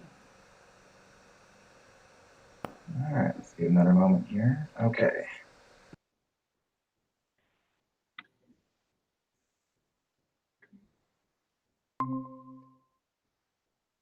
Okay, can you see my screen okay? All right. Good morning, everybody. As you said, my name is Stephen Kearney. I am a forecaster with the National Weather Service in San Angelo, Texas, and I'll be talking about some of the operational challenges we ran into during an event that happened during May of 2019. It was actually a Saturday morning, and just to give you a little bit of background for those who aren't familiar with our area, we're located, our county warning area, is located out here in an area we affectionately call West Central Texas. The two largest cities here are San Angelo and Abilene, each with over 100,000 people. Outside of a couple of decent-sized towns, it is mostly rural communities and a lot of open range land. And I bring this up because a lot of times when we get severe weather, a lot of it tends to occur out over open territory, over open range land, private farmland, etc. Keep that in mind as the presentation goes along. So I don't want to spend too much time in the synoptics of this particular event, but I did want to give you a little bit of background on what was going on. This is a 0Z here on the evening before the event. So this is the evening here. And this is at 500 millibars. And here we see an upper level trough here located out west. And southwest flow here is located over much of West Texas. And models were continuously sending multiple waves of, multiple impulses here into West Central Texas as they rounded the base of the trough. Dropping down to about 700 millibars, so I start to see the winds here at the upper level starting to turn just a little bit, a decent amount of moisture there across the region.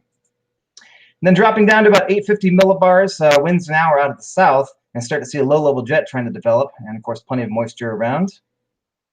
And as we get down to the surface here, we can see a pretty moist air mass here out ahead of a dry line here across West Texas. Dew points there were in the low to mid 60s. There's even 70 there here down at Del Rio. Now, this is not all that atypical here for West Central Texas in May. We'll add too, the Storm Prediction Center, their outlook as of that evening had us in mostly a slight risk, but actually had parts of our area in an enhanced risk as well. So the synoptic setup overall was good, but the problem was that the timing of these impulses there at 500 millibars were highly uncertain. Models sent them in here at different times and at different locations as well. We also saw a lot of inconsistency in high-res models. High-resolution models were showing different storm modes, very different timing, really bounced it around between about Friday evening all the way through Saturday morning, and also showed different locations as well.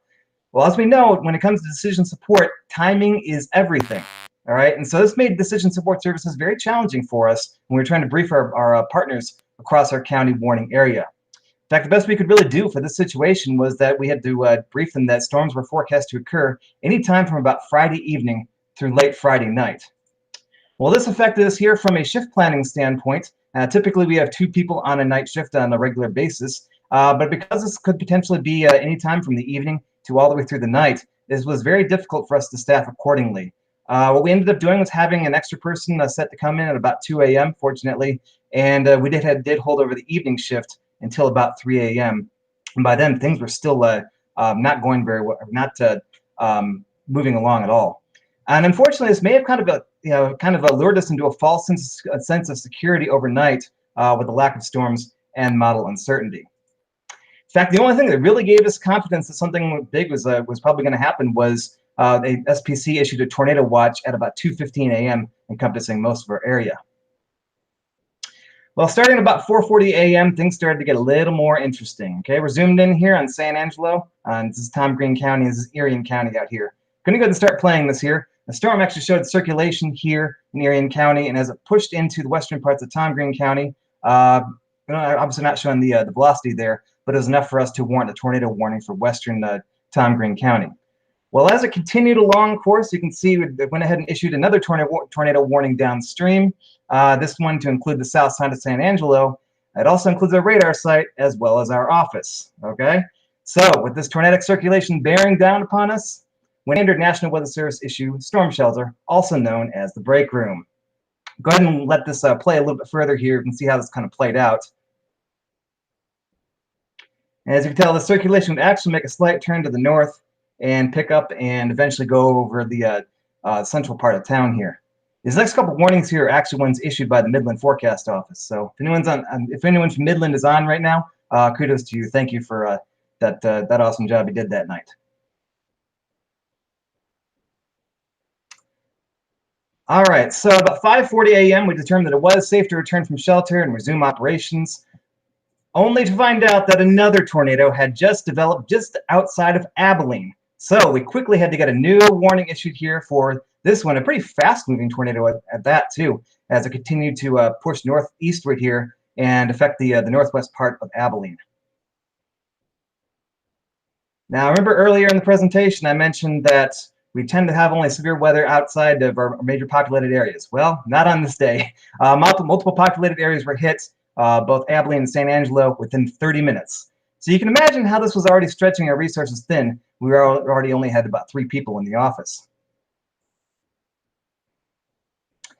All right, so as the night went along here, it got to about 6:55 a.m. I'm going to drop back south right here. This is San Angelo again. This is the storm cell. It did push right over town with tornadic circulation. And as it continued to push northeastward, that original tornado circulation did dissipate. But then a new one actually started to develop as it pushed northeastward here, right along this highway. So it did put out a new tornado warning. And luckily at 7 a.m., the day shift arrived. So yay, we got some more people. And at 7:06, we did update the tornado warning to be confirmed after spotter called to say they confirmed the tornado. It's a short time after that, this video came in on social media, and this was actually taken by Lizette Paisley, who is located here right around Rowena and looking south. As you can tell, a pretty violent tornado in progress.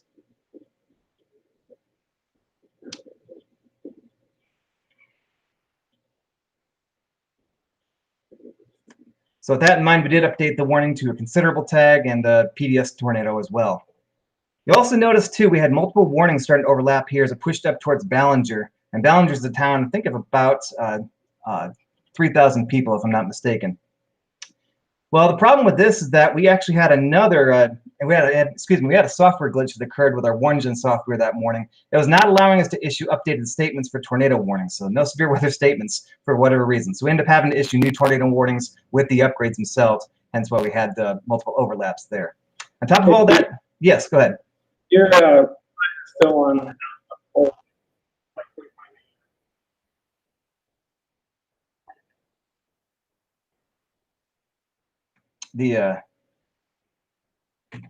Okay.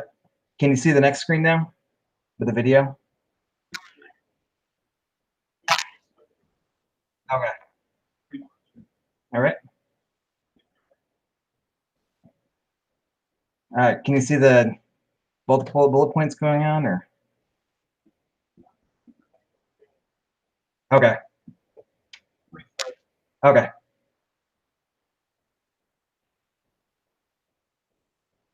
Okay, let's try this again here.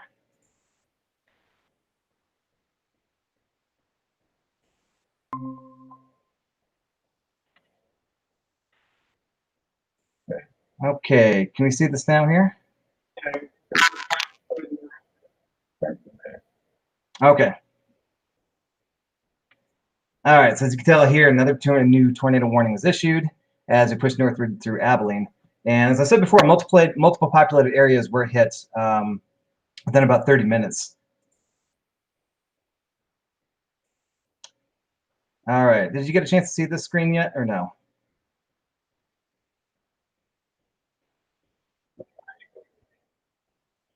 Oh, okay. I'll go ahead and just play this here again. So this radar imagery here is pushing northeastward here across much of US Highway 67 as it pushed northeastward. And as I said here before, we issued a new tornado warning at 7 a.m. The day shift arrived. And we actually updated the tornado warning at this point to show a confirmed tornado when a spotter called.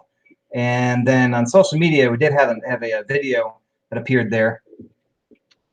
And this, of course, confirmed the tornado much more. So we were able to update the tornado warning again to show considerable tag and PDS. I'll also say, too, that this was also supported, of course, by the velocity scans. And this video is taken by Zep Paisley, who is located just south of Rowena here, looking southward.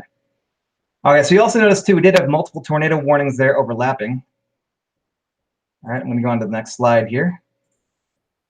All right, so unfortunately, that was due to a glitch we had in the WarnGen system that morning. For some reason, we couldn't issue severe weather statements for tornado warnings. Any follow-up statements we had to do just by issuing new tornado warnings with considerable tags, and then eventually PDS. All right, so are you on the dissemination issues slide?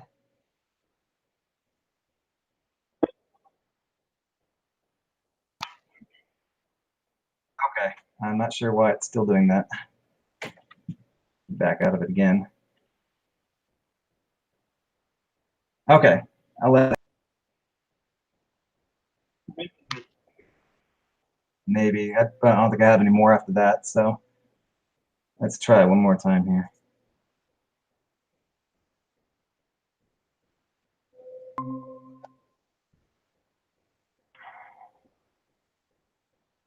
Okay. All right. Can you see that slide now? Should show dissemination issues. Okay. All right. So by this time, our WCM, Hector Guerrero, had come in, and he was making calls to places like the Ballinger 911 dispatcher there. And actually, a recording of the call. So I'll go ahead and play that for you. If this doesn't work, then I'll just go ahead and brief you off the bullet points. Okay, dispatch. This is the Weather Service in Angelo. Uh-huh. You know, we're going to go ahead and issue a tornado warning. They include your area for the next 45 minutes. I'm sorry, 30 minutes. What time is it right now? It'll be coming out here shortly. Okay. The tornadic storm is about 10 miles southwest of Ballinger, and it's moving northeast. Okay. Towards you. It'll be a very close call. I want to let you know. Could you let all the folks that need to know, all the fire departments, yes, Ballinger. So it's 10 miles southwest of Ballinger, moving northeast. Yes, ma'am. And okay. Okay, well, we've had earlier tonight, you know, Sanger's been hit, and Abilene's been hit. So. Okay, yeah, I'm not getting anything. I'll keep losing my TLETS connection. Okay. Have y'all sent it yet? Have you sent it? Let me check here, man. Let me check. I didn't get it, huh? Not yet. Okay, so what they were referring to there was actually the TLETS, or Texas Law Enforcement Telecommunications System. That's the main system that law enforcement uses, including dispatchers and police officers, etc. Well, that system went down, unfortunately, and this impacted the ability for us to get the warning out to the Runnels County 911 dispatcher. So I'm going to play the rest of the call here, as he had to get a little creative. Dispatching units, I've lost TLETS connection. They're trying to send me a weather update. They're saying that we're under a tornado warning. Stand by for further. Okay. Okay, I just texted to you, but let me know if you got it. Okay. Okay, I got it. I'll go ahead and air it. Thank you so much. Okay. You're welcome. Bye. All right, so of course what he ended up doing there was texting the warning to the 911 dispatcher. And this is really critical because that weekend, the emergency manager there in Ballinger happened to be out of town. The police chief was the one in charge. They had to be woken up and notified.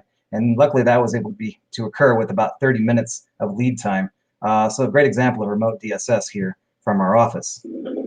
Oops. All right, so we're on the next slide here, 7 tornado tracks. So all in all, it was about 7 tornadoes that occurred here this morning, ranging from about EF0 to about EF2. The most significant ones, though, were in San Angelo, Abilene, as well as Ballinger. So real quick, kind of a summary of the damage here. Luckily, it barely missed the NWS office here with this tornado, but it did impact the north side of town as the tornado actually dropped again. The circulation actually broadened right over town, causing a lot of tree limbs and trees to be down throughout much of San Angelo. Like I said, the Bradford neighborhood on the north side of town ended up being impacted pretty heavily with several homes damaged. So as far as Abilene, this severely damaged several homes there on the northwest side of town and destroyed a portable building at the elementary school. As far as Ballinger here, can you see the slide okay? Excellent. Okay. So this actually damaged the high school football field, and thank goodness this tornado actually weakened considerably as it moved into the west side of Ballinger. But it did damage the high school football and baseball fields. You can see several fences knocked down. Who knows where the bleachers are at this point. Should be noted, too, that graduation ceremonies were scheduled for 10 a.m. that very morning, but they did cancel this after the tornado went through.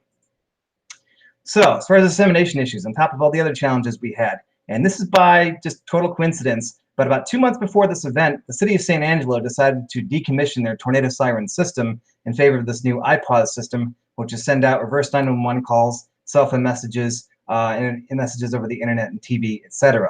The problem was that there were some in San Angelo that still did not receive the warnings. There was a lot of media coverage on here, more media coverage on this here locally, asking for return for warning sirens. We had a lot of comments here on social media that were highly critical of that as well. In fact, the Bradford neighborhood, there were a few people there as well, had no idea that there was a tornado coming through. They said their phones were on vibrate, they didn't get an alert. If they got an alert, they would have taken action. So that was a problem, of course, we ran into there as well. Should be noted, in case you're curious, the city of Abilene did discontinue their sirens back in the 1990s in favor of the code red system. And integrated warning team meetings we held after the fact kind of suggested they still got the alerts. They were still used to getting them in other ways besides having an outdoor siren system. So some solutions here. Obviously, it's not always easy, but the solution we came to is that local communities make decisions on warning systems, okay? Best we can do is work with them and not against them. And as always, we do not make the activation decision for them. In fact, we had several comments here on social media supporting our constant message of having more than one way to receive warnings, such as no weather radio, phone apps, etc. One person said they had 4 different services alerting them to the 5 a.m. tornado. Another thing we've been doing as well is the advising to keep phone volume turned up so you can hear a warning overnight. We recently developed a graphic cast that says reminds you to have multiple ways to receive warnings, keeping the volume turned up on your phone, keeping your phone charged overnight, and of course having a safe place ready for when a warning comes through. And we try to communicate this via our website and on social media before the event. So just some takeaways here. As always, have multiple ways to contact key partners. Okay, as you can tell, even if all our systems are up and running, you never know what could happen with our partner systems. Theirs can go down as well. So always have IDSS procedures for your core partners. Remember, your people still need to be supported as much as possible. And even if your office goes down because you have to go take shelter or you have some other issue, they need to have as much information as they can to continue the mission. Also, this event taught us to not be afraid to increase staff for overnight events, even with uncertainty. I know it's tough to be asking people to be on standby there, especially during the overnight hours, but just try to do the best you can. In fact, one of our partners has always told us they'd much rather be over-prepared than under-prepared. So I think that's a good motto to follow. Lastly, too, this is kind of an interesting time of day for a tornado outbreak of this magnitude to happen right around dawn. So it's a good idea to expect and educate that severe weather can happen any time of day or night. I know we constantly talk about the afternoon being the prime time, and science certainly supports that, but obviously it can happen even at the early morning hours as well. Well, despite all these hurdles, there were no fatalities. Some serious injuries, yes, but fortunately there were no fatalities with this event. So with that, this concludes my presentation. I'm open to take any questions. We had one question in the chat, but for time's sake, it's already into the lunch hour, so we're just going to go ahead and see if you can answer that in the chat room later today. I can certainly do that. Cool. Thank you, Stephen. If you want to drop off real quick, I have one thing I need to do before lunch.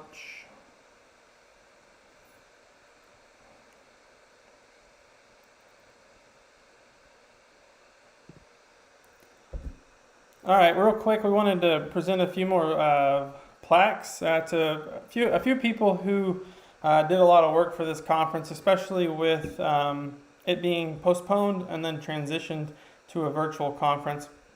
First of all, we want to again thank Texas A&M University for sponsoring these plaques. That's been a big help to us year after year, so we're able to give these out as a token of our appreciation. The first one we're going to be mailing off is to Justin Weaver, the MIC in Lubbock. There was a lot of work that he did with hotel blocks and social event, and then canceling and postponing that, and now canceling it again. So Justin, we thank you for your work there.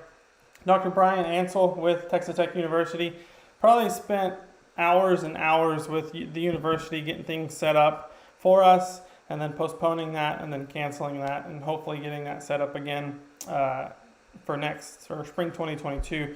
So Brian, we really appreciate all your work there.